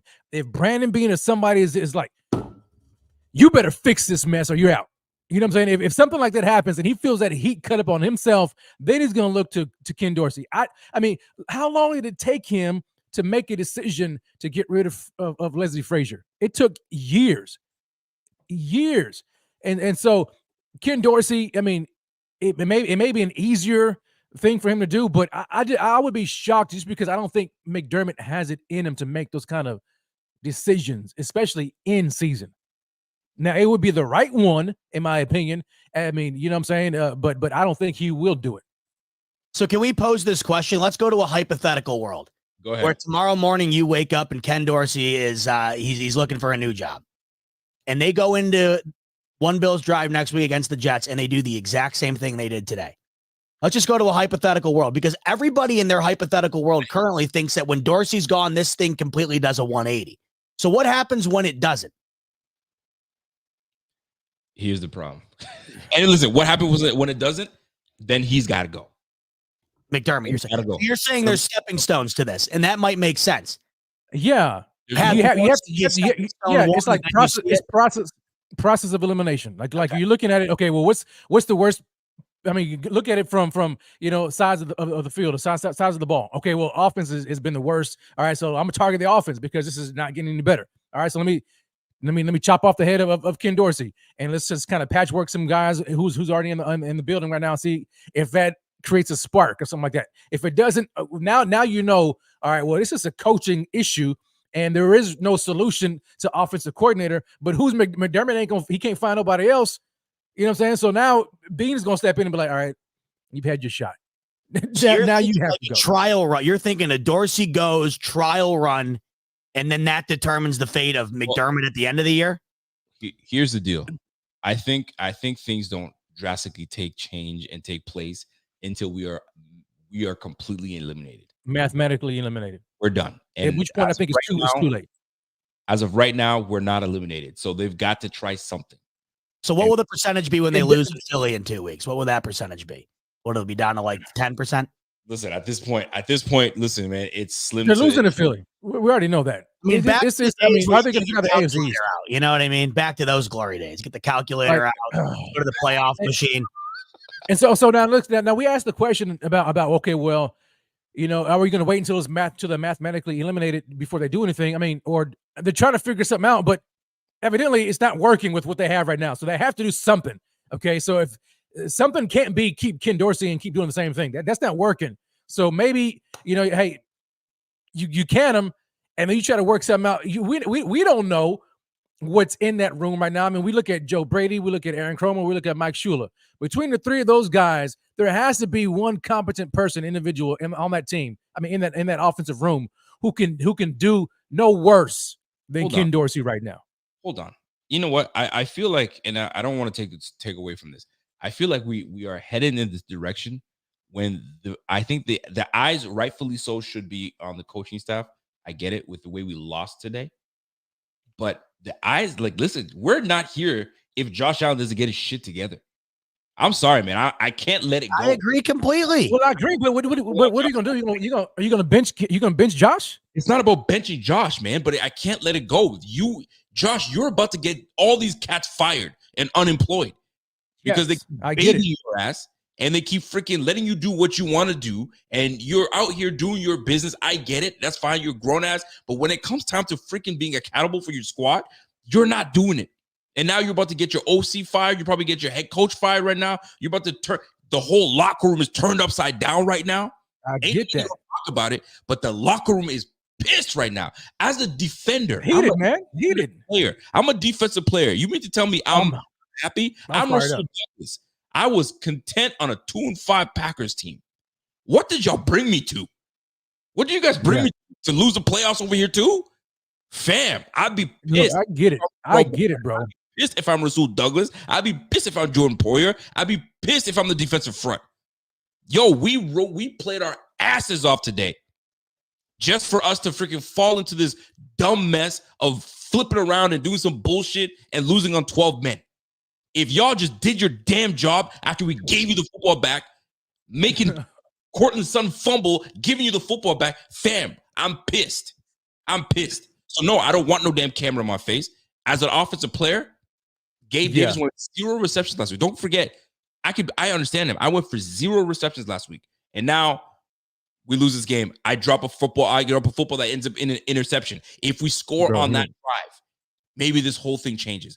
But I cannot get off Josh Allen because now you've got a whole lot of guys pissed off right now because of your poor play and your decision making. And that's why I wonder what happens if you make a firing and it's the exact same thing happens.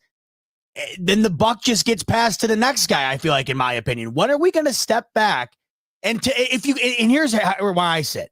Enrico, I know you're the same way as me. You and I just have a tough time going on here and really saying it like it is because we know that that's just not the. It's just it is so hard to say it. There's layers. There's layers to it. There's layers to it. I just want to know if the same thing happens under a completely new setup or whatever. Then when do you like if you're? I guess the best way to put it is if after tonight you can't look at Allen being, in my opinion, the majority of the problem offensively tonight in comparison to what I thought Ken Dorsey's blame had to do with the loss tonight, then I don't think you ever will. You'll never come close to it. I think tonight was a perfect example of a game where if Allen just plays a slightly above average game and not turn the ball over, we're talking about 6 consecutive games here with a turnover, 2 tonight. And everybody wants to say it's off Gabe Davis's hands. I get it. I understand it. What about all the other ones? What about the 10 other ones on the season and the 70 plus other ones throughout his career here that leads the league as it stands currently? All of that does not indicate that he's a bad quarterback at all. But after tonight, I just think tonight of all nights, if you can't take a step back and understand that having 8 points going into halftime, 4 collective turnovers on this offense, multiple drop balls, and it's not just Allen, by the way, of course not. I mean, Diggs was a no-show tonight. Davis, once again, what do you have? 2 catches, and I understand one of them was one for a major chunk game. Consistency from him at all. Yeah. So when you look at it, I don't quite understand how nobody else seems to get any fraction of the blame, and they think it's just going to be solved with a firing. That's why I've been so hesitant to just call for one of these guys' heads, because I don't know if there's something that happens on the sidelines that drastically changes the ability to not turn the ball over, to drop the ball, et cetera, et cetera. So. And then, the big question posed is, okay, well, then what is the answer? And it's, to me, it's probably simpler than we're making it out to be. And it's, you just got to play better football. 4 turnovers, 8 points at half. It's just bad football. And that can be said for the vast majority of the games this season. And when you got people telling you that the interceptions are on the back of Ken Dorsey, I just don't even know how you could possibly even make that argument. It's because they don't want to play the golden child. They don't want to. Yeah, not for this game. Like now, if we're talking about this game alone, this game was on Josh. Yeah, Josh played horribly. But you have to look at it in totality. If we were 100% honest, okay, and we didn't have to worry about optics and money and all that kind of stuff, then I think we could agree. Like Josh, bro, like I mean, we want to talk about accountability. You have to hold him accountable, right? But here's the problem. Who's going to do that? And what does holding Josh accountable look like? Does it look like a benching? Okay. It may look like it, but who's going to do that? Okay, hold on. And I love that you said that.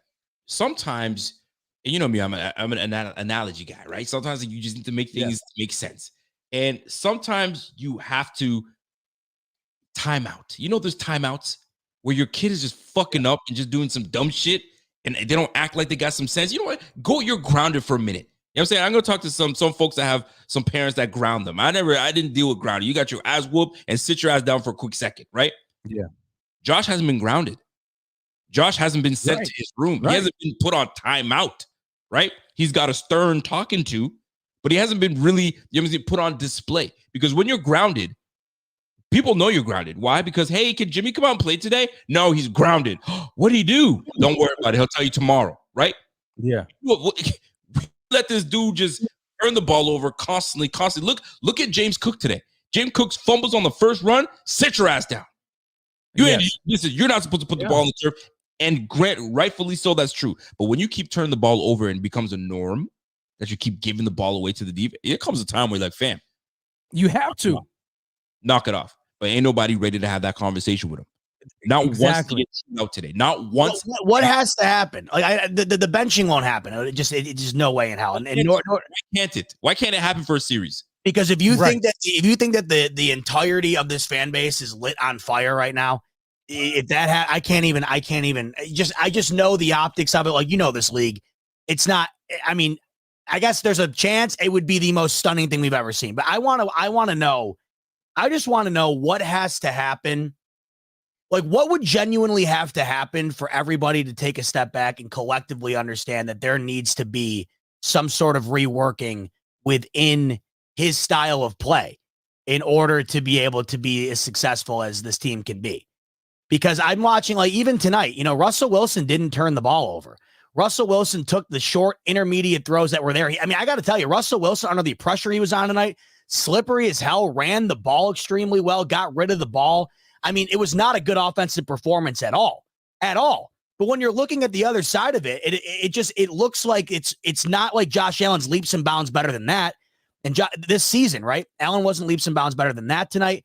He wasn't leaps and bounds better than a variety of games this season. And unfortunately, we've gotten so accustomed to Allen having to be leaps and bounds better.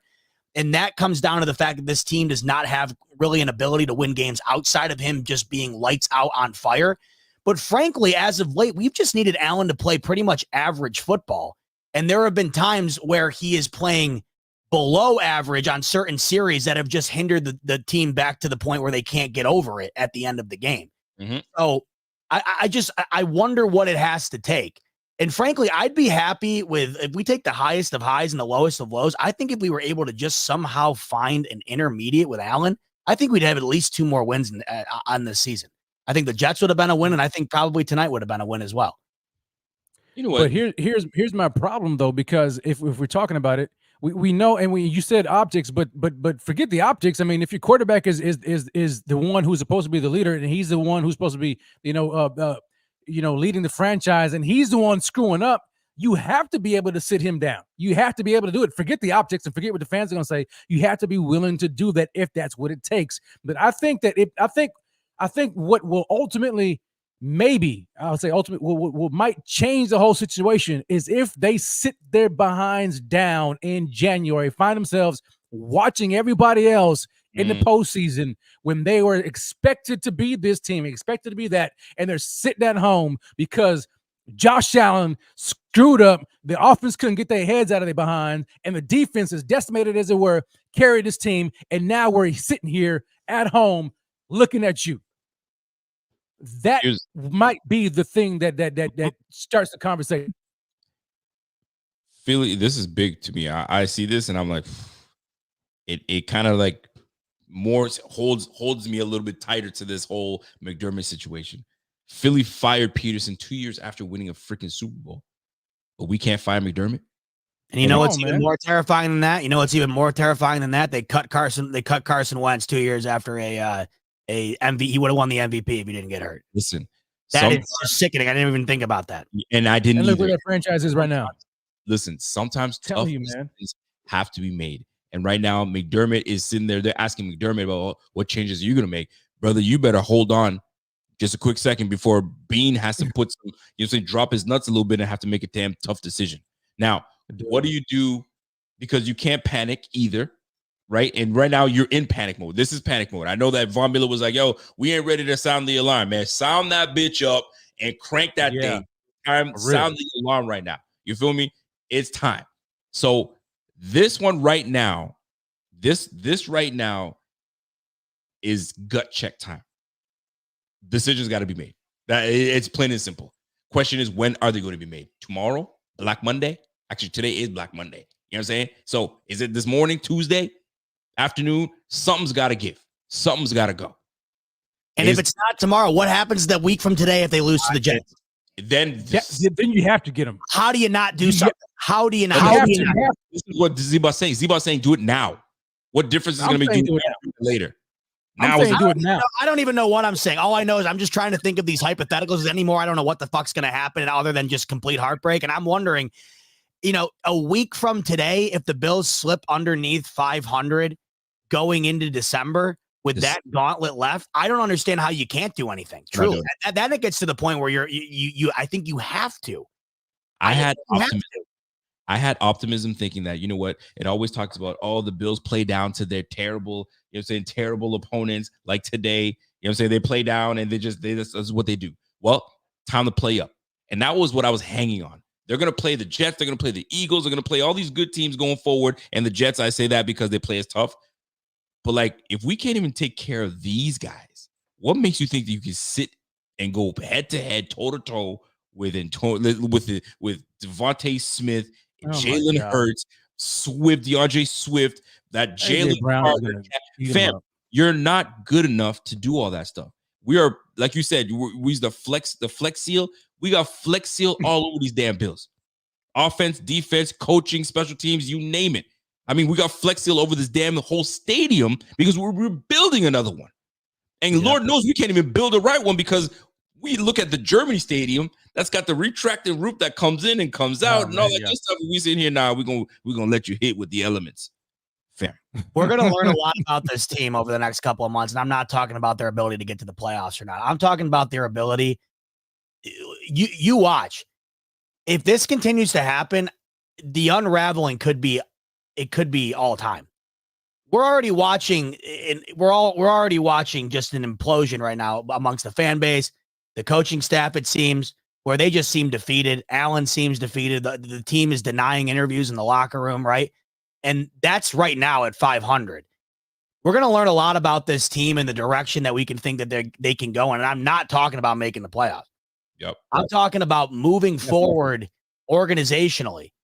What is this team going to be represented? Or what are they going to represent as themselves moving forward? We're going to learn a lot about these guys over the next couple of months. And I don't even know which way I think it goes. But we haven't experienced this. None of these guys really have experienced this. And frankly, it's terrifying to think about. They haven't. Namdi, my man Namdi, what's up, Namdi? Namdi comes in. I got to start reading these super chats, man, because we got a lot of them coming through. So we need a patent for inventing a new way to lose. Boy, you ain't lying. Because right now, we went last 30 seconds. Now we got 12 men. It's getting bad. Darren Martin says, I'm happy for tomorrow, who they cook Josh Allen like they rightfully should. I love this team, but yeah, not that fool needs to be cooked. He needs to be cooked. So Allen's going to get his share of scrutiny all over. He's going to get destroyed because people who have no lineage to the Bills have no problem saying it. Absolutely. They're going to eat him up. They're going to eat up the coaching staff. They're going to eat up everybody. The Bills deserve to be raked through the coals. And you want to know what, guys? We haven't even thought about this, but I want you to pose this question. If Mahomes had the exact same type of string of games here, because frankly, he hasn't been playing well at all, and it's been noticeable. The only reason that hasn't been talked about much is because they've been winning games, so it doesn't really matter. But I just wonder if us as a Bills fan base saw Mahomes have a game like he did tonight, because he did the same. He had a very similar game against the Broncos, and I saw him getting destroyed. So you have to look at it if it wasn't your team. And if you saw Mahomes have that type of game, or you had Burrow who had 2 fourth-quarter interceptions yesterday, you know, what would you be saying about it? Would you be sticking up for it to the nth degree? And I don't think anybody really would. And I think we can all agree that there's been far more of those type of games from Allen this year than the other two.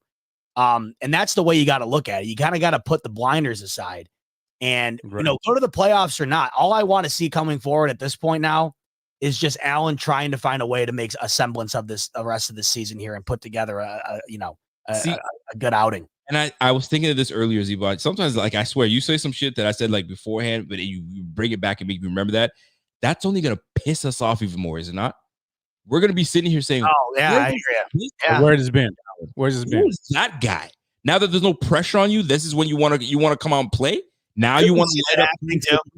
Yeah. You know what I'm saying? I could totally see that. All of a sudden, he's doing it while we're mathematically eliminated. Oh my God! In the playoff, now we're depending on other teams to lose, win, and do all this other stuff. And now he wants to come out and play because he's got less pressure on him. No, fuck you and all that. I would be so pissed. He did you the last 4 games. Where were you at? Turning the damn ball over left, right, center, man. Grow up. This is what happened. This is what needs to happen. And this is the maturity part. This is what Brady was trying to tell him. Grow up. You need to mature. Stop turning the ball over. If the check down is right there, take the check down. Quit throwing into double and triple team. It's sickening. And Brady's trying to tell him, yo, you're closer to my son's age, man. Grow the hell up. My goodness, man. It's sickening. Dude. I'm telling you. Darren Martin comes back with a super chat and says, yo, if you guys actually think it's Dorsey's fault, you guys are bum casuals who need to get a grip on reality. Ain't nobody blaming Dorsey. There's a lot of blame to go around. And Dorsey definitely wasn't one of them today. But if, according to Coach McDermott, it might be. So we shall see, man. Another super chat coming in from Fluffy Panda. Says, I'd like to dedicate this season to the Madden curse. Still alive and well. Did you hear we're apparently running a type of reactionary offense per cover 1? I don't know what the fuck that means, reactionary offense. The fuck does reactionary offense? If by reactionary you mean we go down and all of a sudden this defense starts running tempo and they start running the ball and they start moving the ball down the field and scoring, then I couldn't agree more. Oh, that's then what that's the case. reactionary means. Yeah, it's pathetic. What kind of listen? We have to be proactive. The same exact thing week after week after week after week. Yeah, fourth quarter Buffalo Bills can't be stopped offensively. You saw that stat they put up today, right? The margin of the point differential in the first quarter is like -11. The rest of the game is like +88 or something like that. You can't bury yourself in a hole every single game and then just expect to magically win. And they haven't. Hilarious. I'm going to tell you something. I was watching Brett Coleman's. I'm going to read the super chat first. A bunch of casuals in the chat calling for Dorsey's job. You are all casuals. Just trying to light someone up. So dumb. Who fumbled? Who threw the interception? It's on the players. I get it.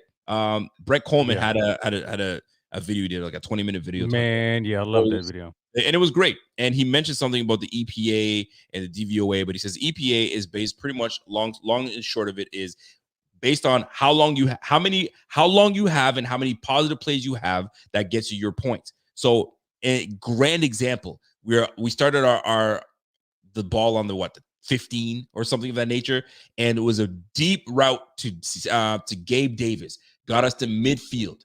Right. I'm like, in my head, I'm like, oh, this is exactly what he's talking about. We get ourselves from out of jams to get us a positive yard on the positive side of the field. And then this is where we stall. Very next play, fumble to the slip of the handoff to James Cook. And then we stall. We give the ball back. And I'm like, there it is. There's the reason behind all this nonsense. That's exactly what he said. Pathetic. It's pathetic, man.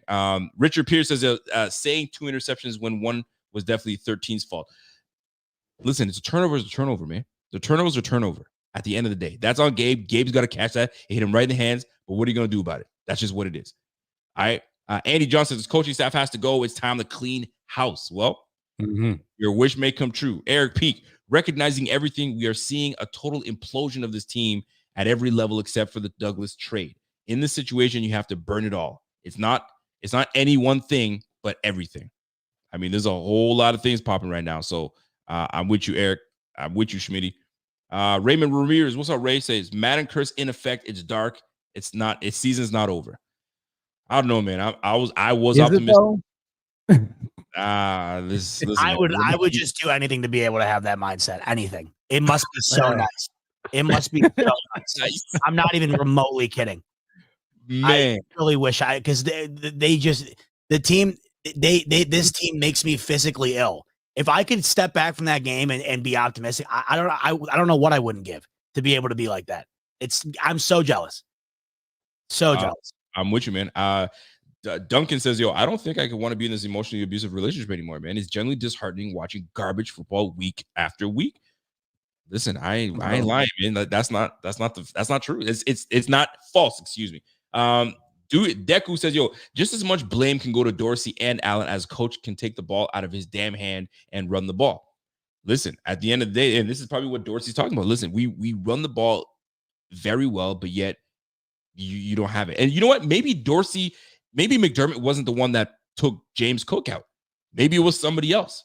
Right. And James and Dorsey and Coach McDermott is like, that's why he's probably pissed in this offense. Had we kept him in, I highly doubt that. Me too. I highly doubt it as well. Or maybe like, 100%. Why did we leave him long? Hey, coach, because we've seen him do that so many times in the past. Singletary got the doghouse too. Eric P says, yo, I'm not a master of this game, but I'm a master of leadership. Fact is that the burden of command rests at the top of the food chain with McDermott. Accountability is zero. Some game can't run forever. I mean, there's going to come a time where he's got to answer to, you know what I'm saying, the Grim Reaper. And when the Grim Reaper comes for you, they ain't running from that one. Chris Matlock says Josh needs to get back with his old girl. Sean and his zero blitzing ass was killed. Dorsey F the run when it was working. Listen, man, I've seen a lot of these comments. I miss Brady Josh, man. Listen, man, it ain't happening. He ain't going back to it. Darren Martin says, yo, put the post-game interview on right now. We need to watch this BS together. I mean, listen, we'd love to. But we got content to give you guys the next few days so we can dissect this. Trust me. Bills have 10 points total in their last 6 first quarters. Bro, we've been awful offensively to get things started. And especially that when we took the ball. to put up that display of football. Get And at that what there was a difference for Sean McDermott. He's like, you know what? We're changing things up right here. Put the ball in the offense's hands. Yep. And they looked in. Yeah, I'm with you. I'm with you, man. I'm with you. So Johnny says the fact that Josh Allen has not learned to take the checkdowns or let up on a pass tells us everything we need to know. He has no touch and never will. Oof. Bro, 6 years in, man. Leave this up for a quick second. I need to leave this up for a quick second because I was thinking that today, and I was like, when he threw that, and there's no excuse. There's absolutely no excuse. I'm glad you're saying it because I didn't want to be the one to say it, man. I just knew I'd get destroyed. Well, we got to talk about it. Right, we got to talk about it because it happened 2 or 3 times in this game. Yep. Times, right? And he threw a ball to Gabriel Davis.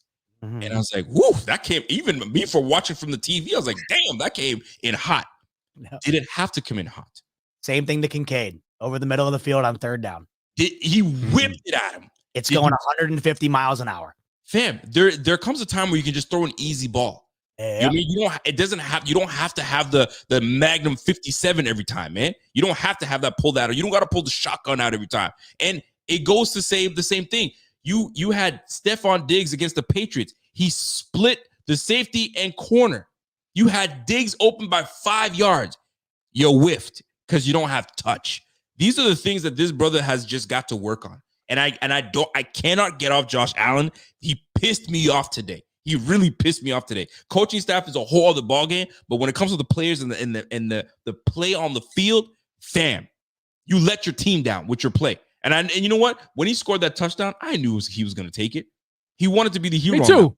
I knew it. I was like, yeah, yo, he's going to take it. All I could think about was there's 2 minutes left. And you want to know, my dad texted me and it made me vomit because I knew he was dead on. He goes, quote, if Mac Jones could do it, so could Russell Wilson. Oh, yeah. And we already knew it was going to happen. Son of a bitch. I'm telling you. And that's facts. And I'm telling you, and let me go back to that. Like, you didn't have to freaking whip it in there like that, right? You didn't have to. Put some touch on there, get it, and you can get it there, man. Like, there's no need to put so much on there. You make it easier for your receivers. Make it an easy catchable ball for your receivers, man. Simple as that. But you know what? Listen, I'm so glad this is brought up because you're not. You have Dalton Kincaid, who people say might have the best hands they've ever seen. He's caught 11. He's caught 10. Going into this game, he had caught 10 balls on 11 targets. Yep. On that throw, when you see that ball, yes, of course it should be caught. These guys are getting paid X, Y, and Z to catch the ball. Yes. But you also have to take a step back and not factor in just because they're professional athletes, they have to catch everything that comes their way, as far as touching their hands is concerned. But the one in particular to me to Kincaid sticks out the most. Okay. Because the one to Davis was about 20 or so yards down the field. Yeah. I still think you got to take some off of that. But the one to Kincaid was coming in about 400 miles an hour. And I got to tell you, Allen, if he can still throw that ball and it will still get there, like we're talking about, it's very marginal, the timing in which it'll get there.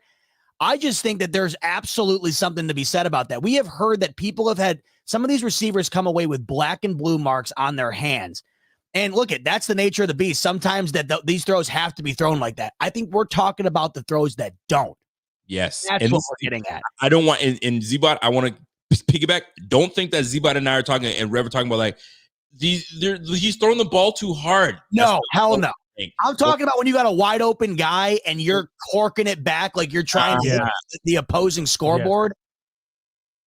Look, and this is just, once again, how many times do I got to say this today between the 2 shows we've done? It just comes down once again to when we're down bad as we are right now. We just look at the little things to the point where right now we're talking about the velocity of Josh Allen's throws. That's how far down the totem pole we are right now. I mean, that's why we can't run a screen game, because Josh he doesn't know how to throw a ball. He doesn't know how to walk the ball over. He just neglects it. It's no timing, no touch, no rhythm. You're not going to run that thing. No. Last game, if you go back and look at some of the plays, the Jets game in particular, to me, is the most egregious example. And you want to know what stuns me the most, fellas? Is that after that Jets game, when all we talked about was Allen forcing the ball down the field, when all he had to do was take what was given to him, and that game was an easy dub, he did that exact same thing for 3 straight weeks following that Jets game and hasn't done it again since. if we remember, what were we praising that offense for? It was just doing the simple things, and they were moving the ball down the field. And if you remember, what stands out the most probably of those 3 games, despite the points scored and the domination, all 3 of those games, their time of possession was more than double their opponent. And it's because they were playing like that. And then they went to London, and it disappeared. It disappeared, and it has not come close to reemerging. Yep. We haven't gone there, man. Trayvon Diggs tweeted that Diggs has to get up and out of here. I don't blame him. How can we blame him for saying that? I mean, that's his brother. He's always going to say that, man. Patrick Mahomey, what up, man? He says, yo, don't ever compare that bum to me ever again. This is the beginning of the end. 4 solid teams upcoming. It's next. It's tough. I mean, listen, I don't blame you. It is tough. I want to clear that up with what Mahomey said there when comparing. I'm not comparing. What I'm comparing as far as what I'm saying is, as a fan base, you have to look at how you would speak on an opposing quarterback if they had a similar performance and be able to reflect on your own quarterback or your own player based on that. That's what I'm getting at. The margin for error for Mahomes is seismic. If the guy retired today, he's a Hall of Famer. So he's got some leverage, or he's got some room for error. Yeah. What I'm saying is, if we watched tonight and the last several, like if we watched the Chiefs, think about, this is the best way to put it. If you watch the Chiefs lose to the Patriots, they did lose to the Broncos, right? But if you coupled that in with a loss to the Patriots and a loss to the Jets, which they came close to as well, but if those wound up turning into losses, the narrative would be different. The difference is the Chiefs have saved themselves because these sloppy, god-awful games that they've been a part of, they find a way to win them. I mean, hell, even in that Dolphins game, they didn't score a single point in the second half, and they found a way. That's how and that's what we keep talking about tonight. The difference between finding a way to win and not getting scrutiny and finding a way to lose and getting all the scrutiny, it's very, very marginal. And the Bills are very similar to me in the fact that the Chiefs have kind of played almost, they played similar ball in certain situations, but they find a way to win. The Bills have found a way to lose almost all of them. All in Venezuela says all 5 of the Bills' losses are AFC conference games. LOL. Season is over. We need an offensive-minded head coach. Here's another thing I'm going to give you guys, right? I'm going to give you guys another one. I didn't really think of this, right? So we play the Jets next. We lost to the Jets already. We play the Eagles. We ain't beating the Eagles the way we playing. Then we have the bye week. Then we play the Chiefs. We ain't beating the Chiefs the way we play the Chiefs. Then we play the Cowboys. We ain't beat the Cowboys. Then we play the Chargers. Then we play the Dolphins and the Patriots. Guess what happened with those 2 games? Actually, that one, we beat the Dolphins in that, but we lost to the Patriots and the Jets. 2 teams that we should be able to beat. We were twice. It's a wrap. Tiebreakers, man. Tiebreakers. It's the only way you're going to catch me somewhat buying back in. You want to know what the funny thing is? They'll do it too. They'll do it because that's what they do. They will. This is what'll happen. They'll beat Philly going into the bye, and we will be our chips will be stacked up into the middle of the table. That's what's going to happen. You're not going to have any reason as to why it happened, right? You're going to go into the bye. You're going to beat it's going to be like a 12-10 victory against the Jets this week, right? Right. Then you're going to go into the link. And by the grace of Christ, win that game. Go into the bye.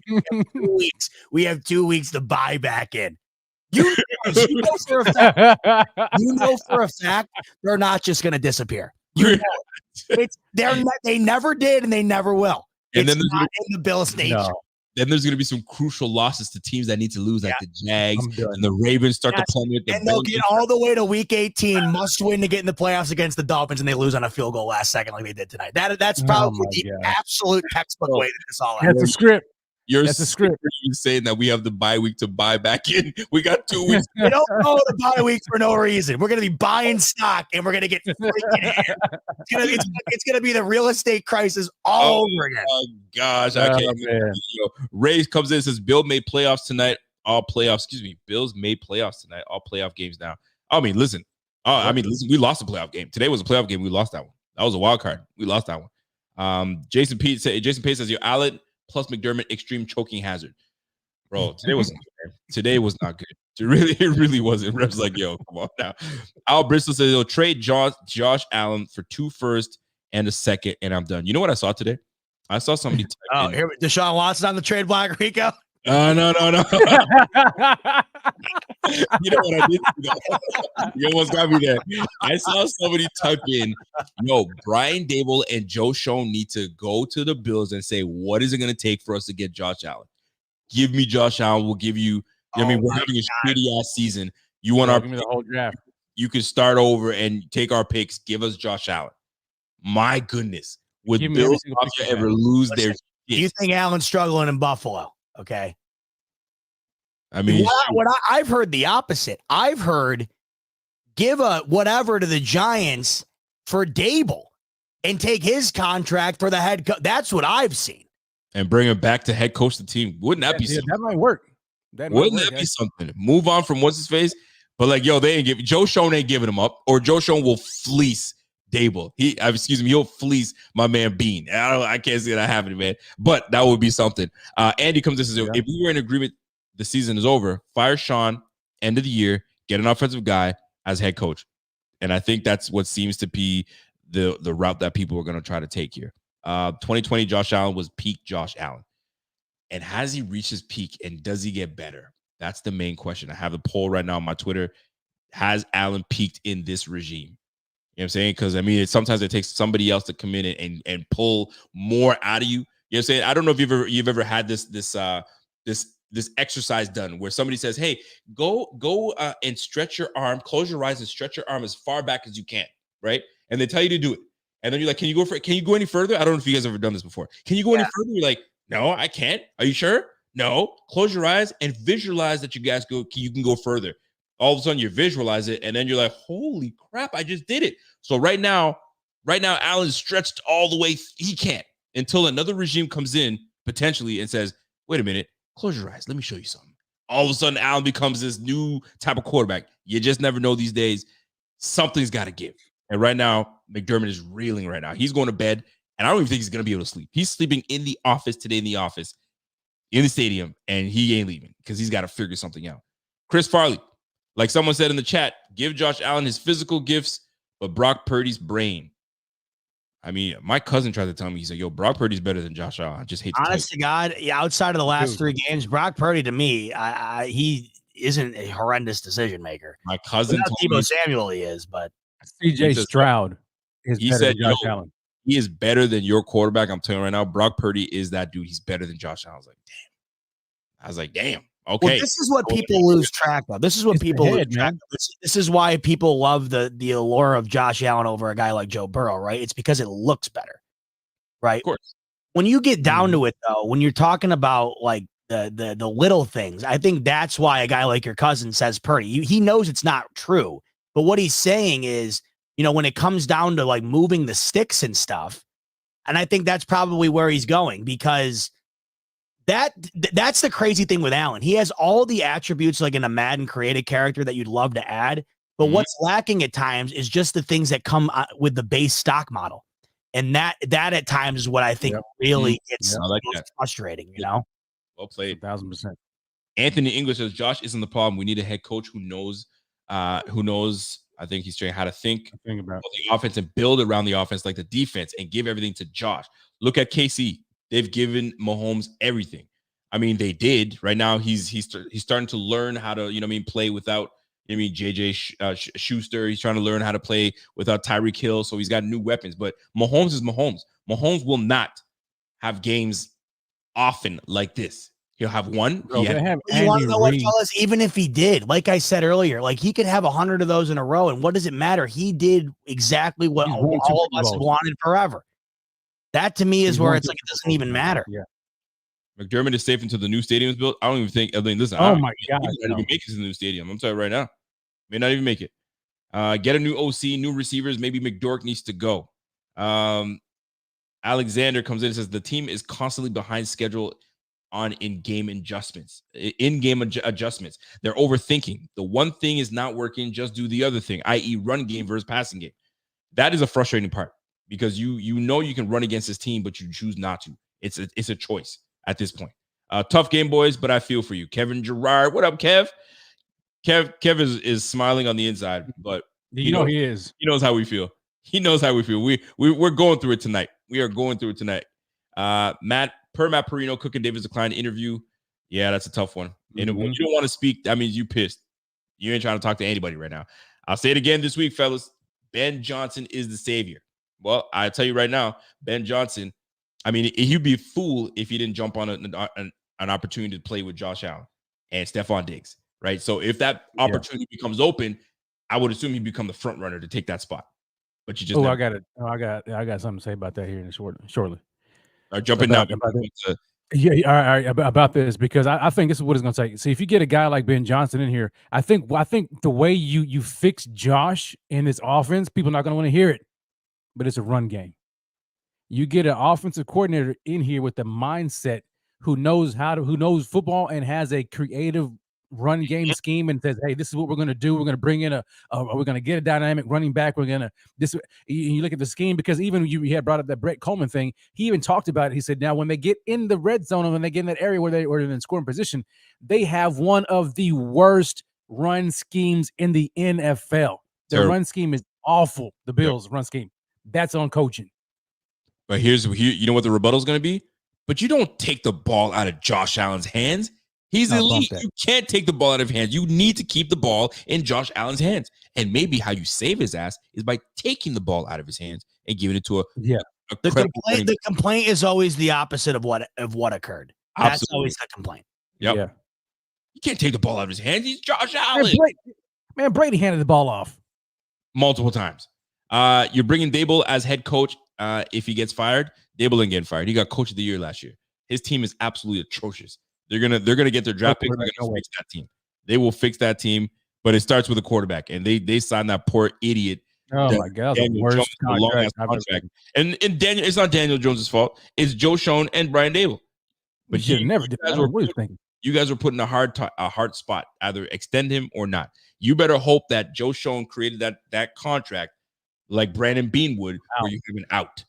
And if you don't have an out, you're screwed. You're screwed. Jason Stroud, what's up, Jay? Jay comes in and says, "Yo, Josh Peterman is not elite. His turnovers are terrible. Self-inflicted, zero leadership. I want to blame the D, but missing 7 starters again, balling out until collapsing at the end. 4th straight game. Man, that's a lot right there. Josh Peterman. Zero leadership. I never thought zero leadership from Josh. Zero leadership. Do you guys think he's got zero leadership? Do you believe that? I don't think. I mean, I don't know. think you can question it. I don't know. Everybody seems to have glowing things to say about him, so I can't question it from that perspective. But if you're looking at it from something that we can visualize, there's nothing to really put out there that's tangible. No. I will say though, the sickening thing is we now have like 5, 6 photos from this season of him just looking. Oh my gosh, just absolutely dog shit horrible. And I just can't. But I can't for the life of me. Like you would have figured at least one of these games over the last month just because of that. They would have found a way to just go out and just click.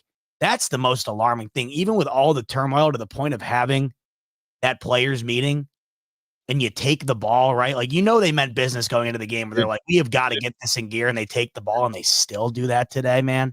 Facts. Man, oh man.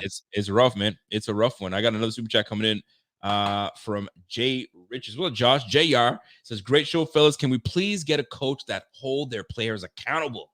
Because I feel that McDermott isn't that type of coach. He's soft." Well, he holds some players accountable, not the player. It's tough, man. You're not going to see. And you know what? Some coaches are vocal and they will get in your face and they'll chew you out, and some coaches don't. Have you guys ever seen McDermott chew somebody out yet? No, maybe never. once or twice in his 6-year career, 6-year tenure. I don't think he's chewing out of the doghouse. Listen, Eric P says interception targeting Hardy. Josh Allen stares him down from the snap. Also, it's primary read. It's on QB and play concept. Why can you not come up with a better and unacceptable? I mean, the whole thing's unacceptable, fellas. We already know that. We know what it is, man. Seems like the culture is broken.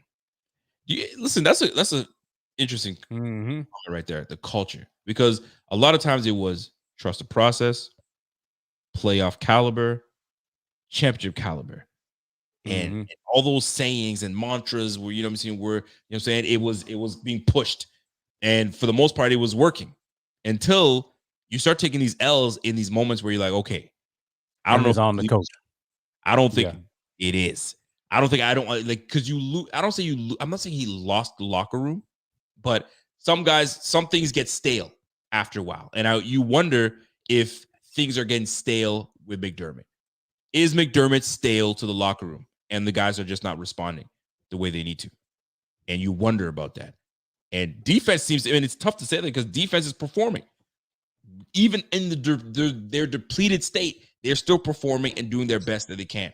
Offense, on the other hand, maybe they don't have a proper representation from Sean McDermott, because sometimes you want your coaching staff to emulate you a little bit.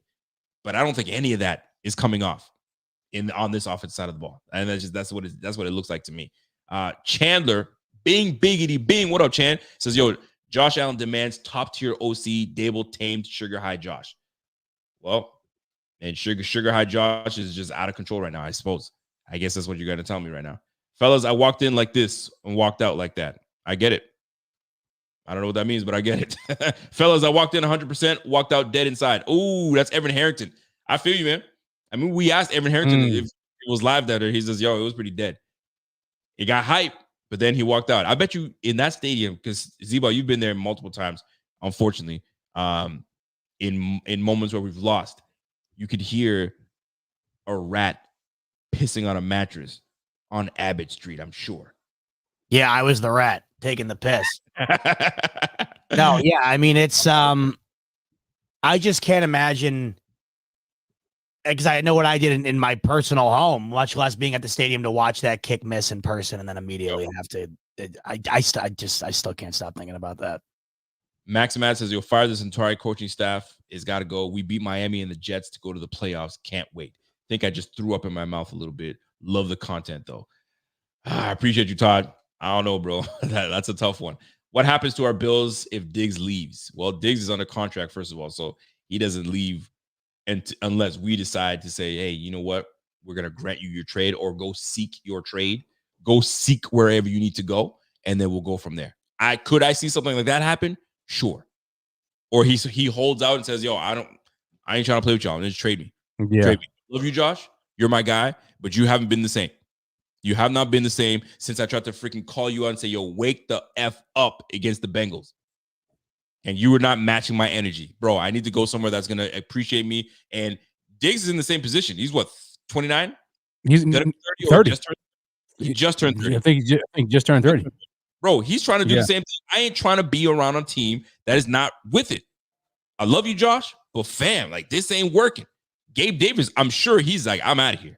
I'm going somewhere else. I'm going to get my bag somewhere else where someone's going to appreciate me if he even gets it. Bram, it's going to be the Kincaid Josh show, and if Diggs sticks around, so be it. But this is a tough moment for Bills fans. But listen, man, we can beat this like a dead horse. I mean, I can't say we're lost for words because we've expressed how we feel about this team, but like, you're not going to win a lot of games when you turn the ball over.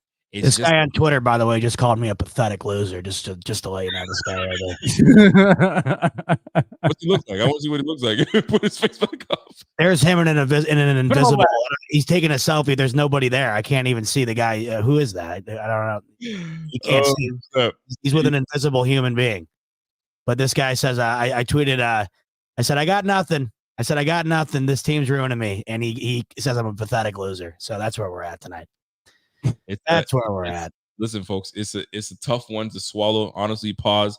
But listen, we lost this game in a way we didn't expect to lose. I mean, I didn't expect to lose like this, the Broncos.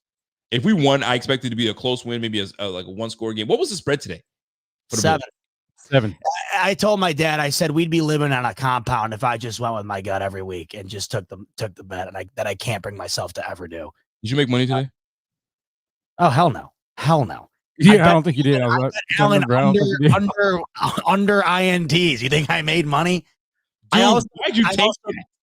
And I just felt like it was time, man. I thought today was going to be the day. But no. I thought I could bet it into existence. You want to know what sucks? Going back to the Allen uncorking the ball to Kincaid. Had he caught that ball, he hit the 50 plus, so I did win that, made lessen the ball a little bit. Yeah. That would have cashed the 60 plus too. It would have made it way less. and I took the Bills live on the money line at plus money. So, Oh my god, dude, it's just I gotta just stop. yo, you were feeling good. You gotta stop. You gotta You gotta you were stop. feeling good, but you gotta pull away for a couple weeks, bro. Pull away for a couple I weeks. gotta go away for a couple of years. You gotta chill. Yo, professionally certified hater comes in and says, yo, the 2021 Bills team was the peak of the team whose roster was ahead of its majority of the teams. Failure to win close games has allowed the AFC to catch up. Not only did they catch up in that regard, but they know how to. They built their team around how to attack Allen. The guy's a physical beast, so you gotta get physical with him.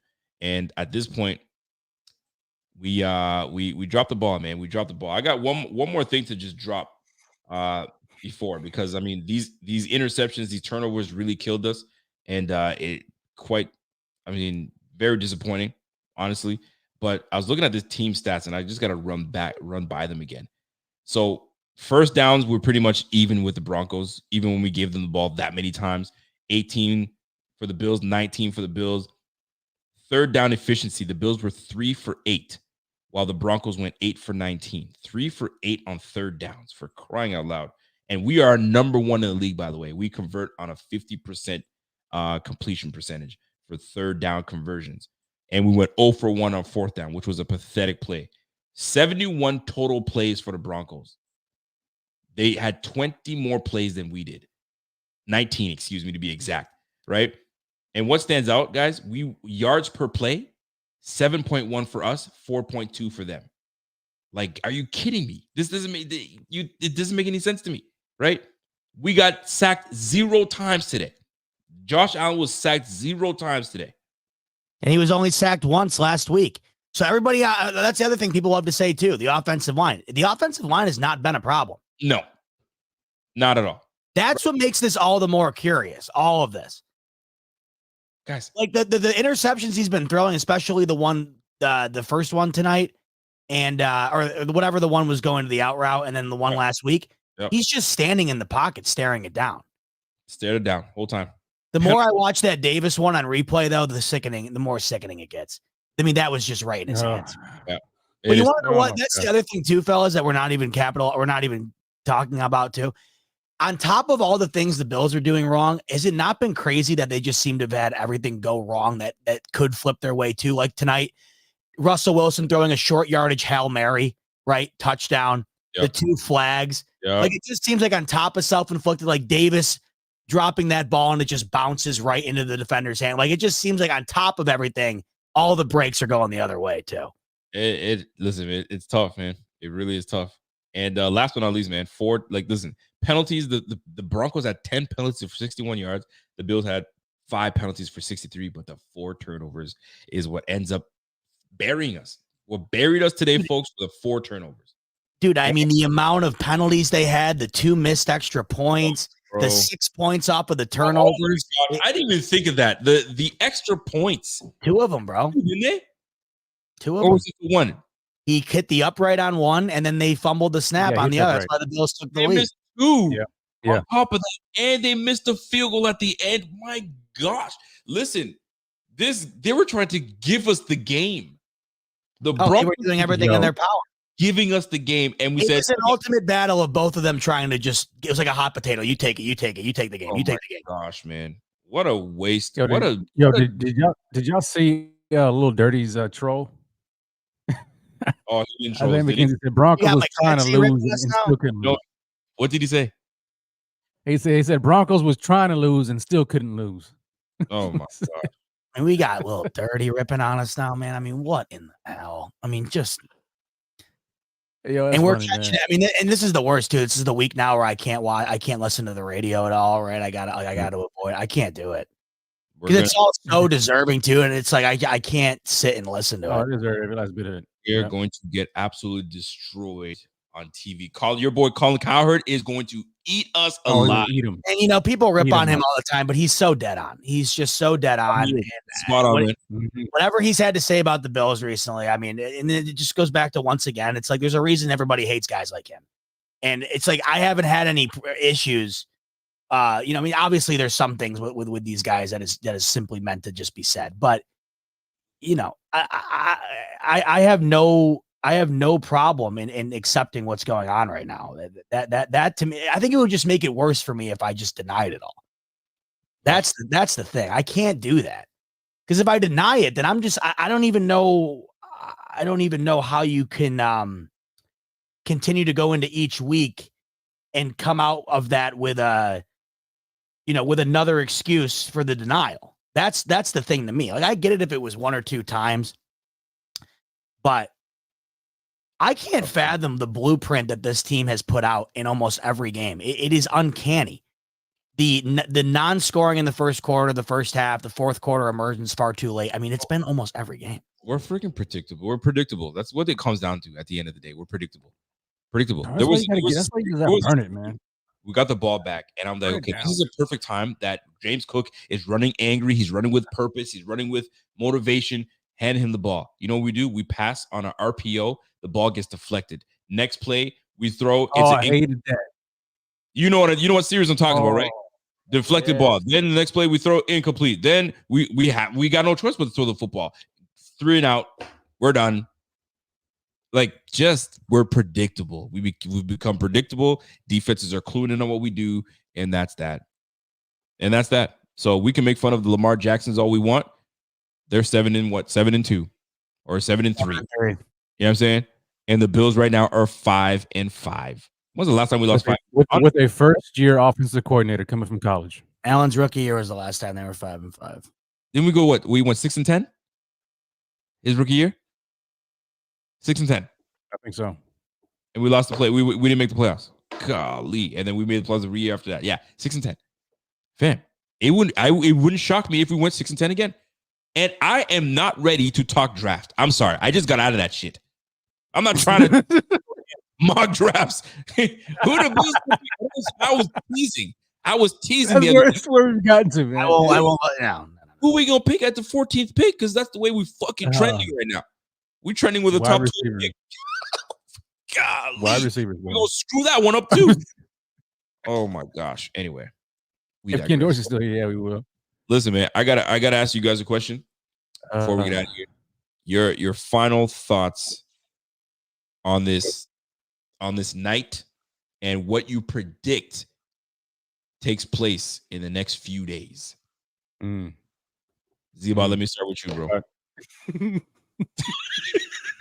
at his face. Well, thoughts on tonight. It's just when you don't think that this team can make you any more depressed or just sick. They reinvent a new way. And tonight, like you said, it'll be the number 12. That's the new invention of tonight. It'll be the number 12.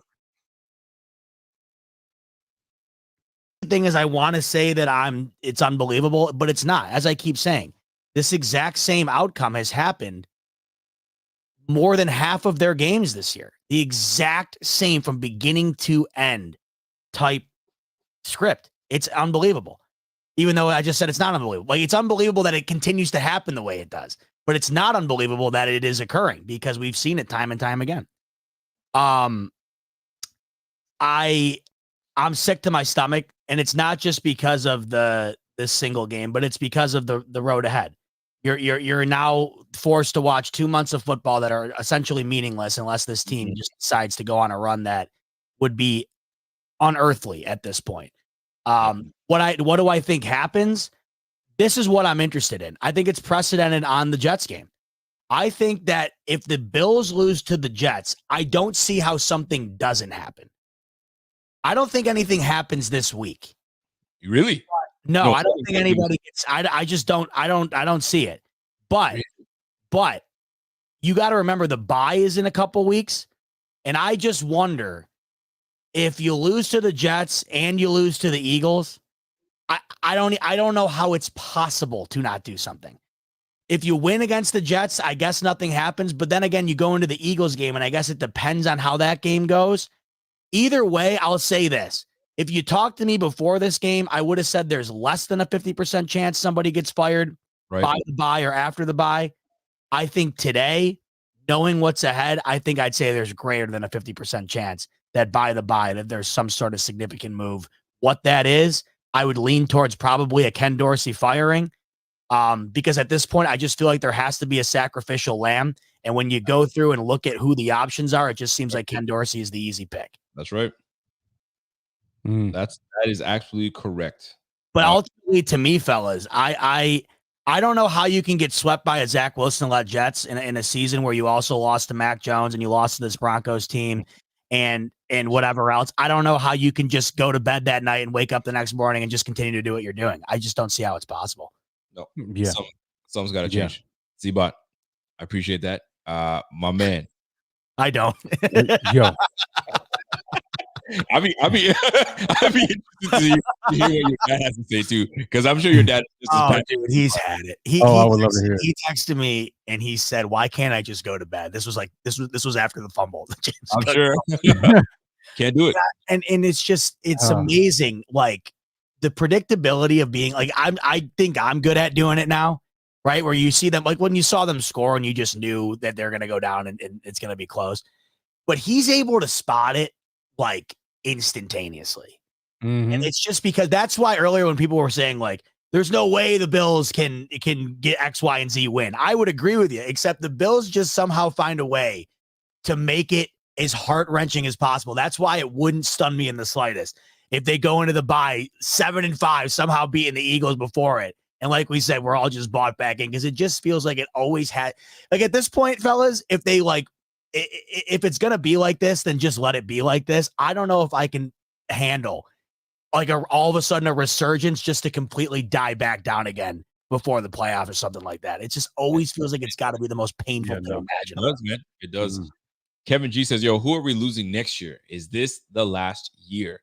Who we lose next year? There's going to be a plethora of people, coaches. We'll start with the coaches, but who we lose next year, who knows, man? We got some coaches be the least of the concerns, right? Based on who we're losing. Yeah. We got some guys in the last year of their contracts. Jordan Poyer, I can't see us bringing Jordan Poyer back. We got to make a decision on Micah Hyde. Micah Hyde might even be done for the rest. He might be done. So like we've got some major things to do on the defense. And the sickening part about it is offense is what needs the help. But because we got so many guys leaving the squad, we're gonna have to replenish this defense.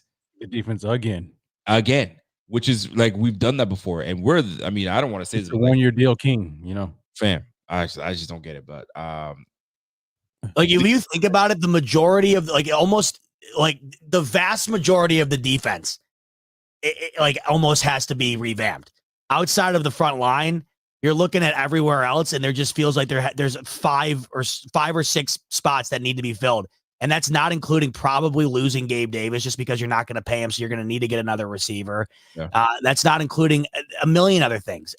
That's the other thing you just add on top of the list of just makes you just. If you tell me change though, like that's where the change needs. We need to change the philosophy on how on what we value the most. You know what I'm saying? Like we have invested so much on the defense, and for what? Like the offense is the one that's screwing us up. So I think a change needs to happen. Like in the offseason, you need to invest heavily in the offense. Let Gabe Davis walk. Okay. Deontay Hardy, he's gonna have to leave. I mean, you've done nothing with him so far. Sherfield, did they sign him to multiple deals, multiple years though? Hardy, 2 years. Yeah, but they can get out of it. $5 million this year. Like, you're gonna have to replenish the wide receiver room and the running back room. Yep, you're gonna have to do that. Forget the defense. I don't care. Put all the chips on the offense. That's where I want to see it happen. Is give me a reliable wide receiver number 2 who doesn't have a 50% catch rate like Gabe Davis. You know what I'm saying? I don't want that. Give me somebody who's reliable, who I can trust. Give me another. I mean, maybe double dip in the draft. Get 2 people. I don't care, but you need to replenish this wide receiver room. And you may not have Diggs. I know it may not look right, when we look at the numbers and the contract, but if he was willing to I think he kind of let us know what he's thinking in this offseason. He's like, look, I'm not going to show up, for a day or two, whatever. If you think that for 1 second, if the Bills lose, don't go to the playoffs, and it's on the back of the offense and Josh Allen looking like this and the same old Ken Dorsey, you don't think that this guy's not going to try to, leverage himself and say, I'm not going up. I mean, we have to be willing to embrace that possibility as well. But give us your last thoughts, man, before we get out of here. Yeah, last thoughts for me is simple. When somebody shows you who they are, you believe them. And the Bills to me have shown me who they are. And as much as a fan in me would love to believe the other way, I have to say and go with what my eyes are showing me. This team is showing me who they are, and I believe them. I don't believe in, well, they could do this. No, forget that. Who have they shown me to be? And they have shown me to be a middle of the pack team at best this year. And that's with all this talent. I don't figure it out. I don't care. But they've shown me that they are not a good offensive team at all. That is who they show me. And I have no trust. I have no faith in them able to go into this gauntlet. Zeba, you mentioned, winning. I don't have no faith in them at all winning a game the rest of this season. So when you ask me what should happen, fire Dorsey now. I know if you have no faith in him, get rid of him now. Why wait until they're mathematically eliminated before you make a change? If you still think that there's a sliver of hope in the season, but you don't like what's happening offensively with the coach, get rid of him. Do something different. Because if they wait until the Jets game, they lose the Jets game. You think they're going to win the Eagles? They lose the Eagles game. Guess what? They're 5-7. Now you want to make a change? Now it's done. It's a wrap. If they lose this game against the Jets, they're 5-6 and 1-3 in the division. It is done. You need to make a decision now. If you want to save this team, do it now. Don't give Dorsey another opportunity. Don't give it to him. Get rid of him now. If you really want to save this team, you can't go in doing the same thing expecting a different result. That's insanity. Talk about it. That is insanity. Hey. Get him out of here right now. It's Black Monday. Get rid of him now and make a change. And say, well, who's the OC going to be? Can we find anybody worse right now? You've got 3 guys in there right now. I don't care if you do it. Mike Shula, let him be the OC, and then let Joe Brady be the pass game coordinator, and Aaron Cromer be the run game coordinator. You can patchwork it together to see if it's going to create some kind of a spark. Maybe out of those minds, they're trying to do something that Ken Dorsey's not willing to do. Maybe you find out that, hey, these guys have the answer. Dorsey was the problem. And if I remember correctly, I think Sean McDermott had said when he talked about the reason why he has to impose himself in the offense is because some people came knocking on his door. I heard him say some guys were knocking on his door. So that when he said that was okay. There's an issue that requires me as a coach to step in and find out what's going on. If you have coaches who are like, look, this guy right here, he just doesn't get it. And I don't care that Josh, vouch for him or whatever. Sean, you got to do something because this is not right. He's screwing this up. He doesn't know what he's doing. Sean is getting involved. He's like, all right, let me see what I can do. Blah blah blah blah. And let me give him some time. Time is up. Time is up, brother. Awesome. You gotta go. You gotta go. And I don't care what, because you have to do something to save the season. You can't go into next week a divisional game against a team you lost already to, and think that that's all of a sudden going to change. Do the same thing. Facts. Get rid of him now. Get rid of him now. And here's what I'm gonna do. I'm gonna just tell you like this, and before I get out of here, and before we wrap this up, the Bills unfortunately have strung together some good seasons, but the one thing that they could not do, and the one thing they could not sustain, is learning how to continue to win and know what's coming your way. The one thing that the Patriots and the Chiefs continue to do and have done in the past is know, A, everybody's gunning for me. B, everyone's going to give their best to beat me. So I've got to prove that I am that team. I've got to prove that I'm that dude. And if I'm not doing what I'm supposed to do, and if I'm not, I'm just another team stringing some wins together, barely getting together and putting some things together. And once we go to the playoffs, we don't perform, right? Patriots have won multiple Super Bowls doing what they do best, knowing that they're going to get everybody's best every time. And the minute that this team realizes, guys, you're part of the top teams, you got to know that they're going to bring you everything they got every week. But Josh keeps giving the ball away every single time like he's still a rook. That can't happen. That can't happen. So I'm with Zebot. I'm with you, Rev. Something's got to change this week. Something's got to go this week, because if you're still trying to salvage it, because mathematically you're still in it, your only thing you can do is win the division. So you got to wait. You got to hope that these guys falter. And right now the Dolphins' schedule is actually favorable to them. The rest of them, I mean, who cares about what the Patriots do? And the Jets are nipping at your heels. And if you lose to the Jets next week, it's a wrap. It's over with. If you lose to Wilson again, and he has a game of his lifetime with him and Garrett Wilson kicking your ass and Breece Hall coming in and rushing for 150 yards. So So, Bills fans, I hate to break it to you. I needed this session for me to kind of come to realization. Yo, it's we hanging on by a thread, by a little thread. That's it, right? And that thread is so thin. All it takes is and it's a wrap. So that being said, I'm gonna wrap this up. I appreciate you guys.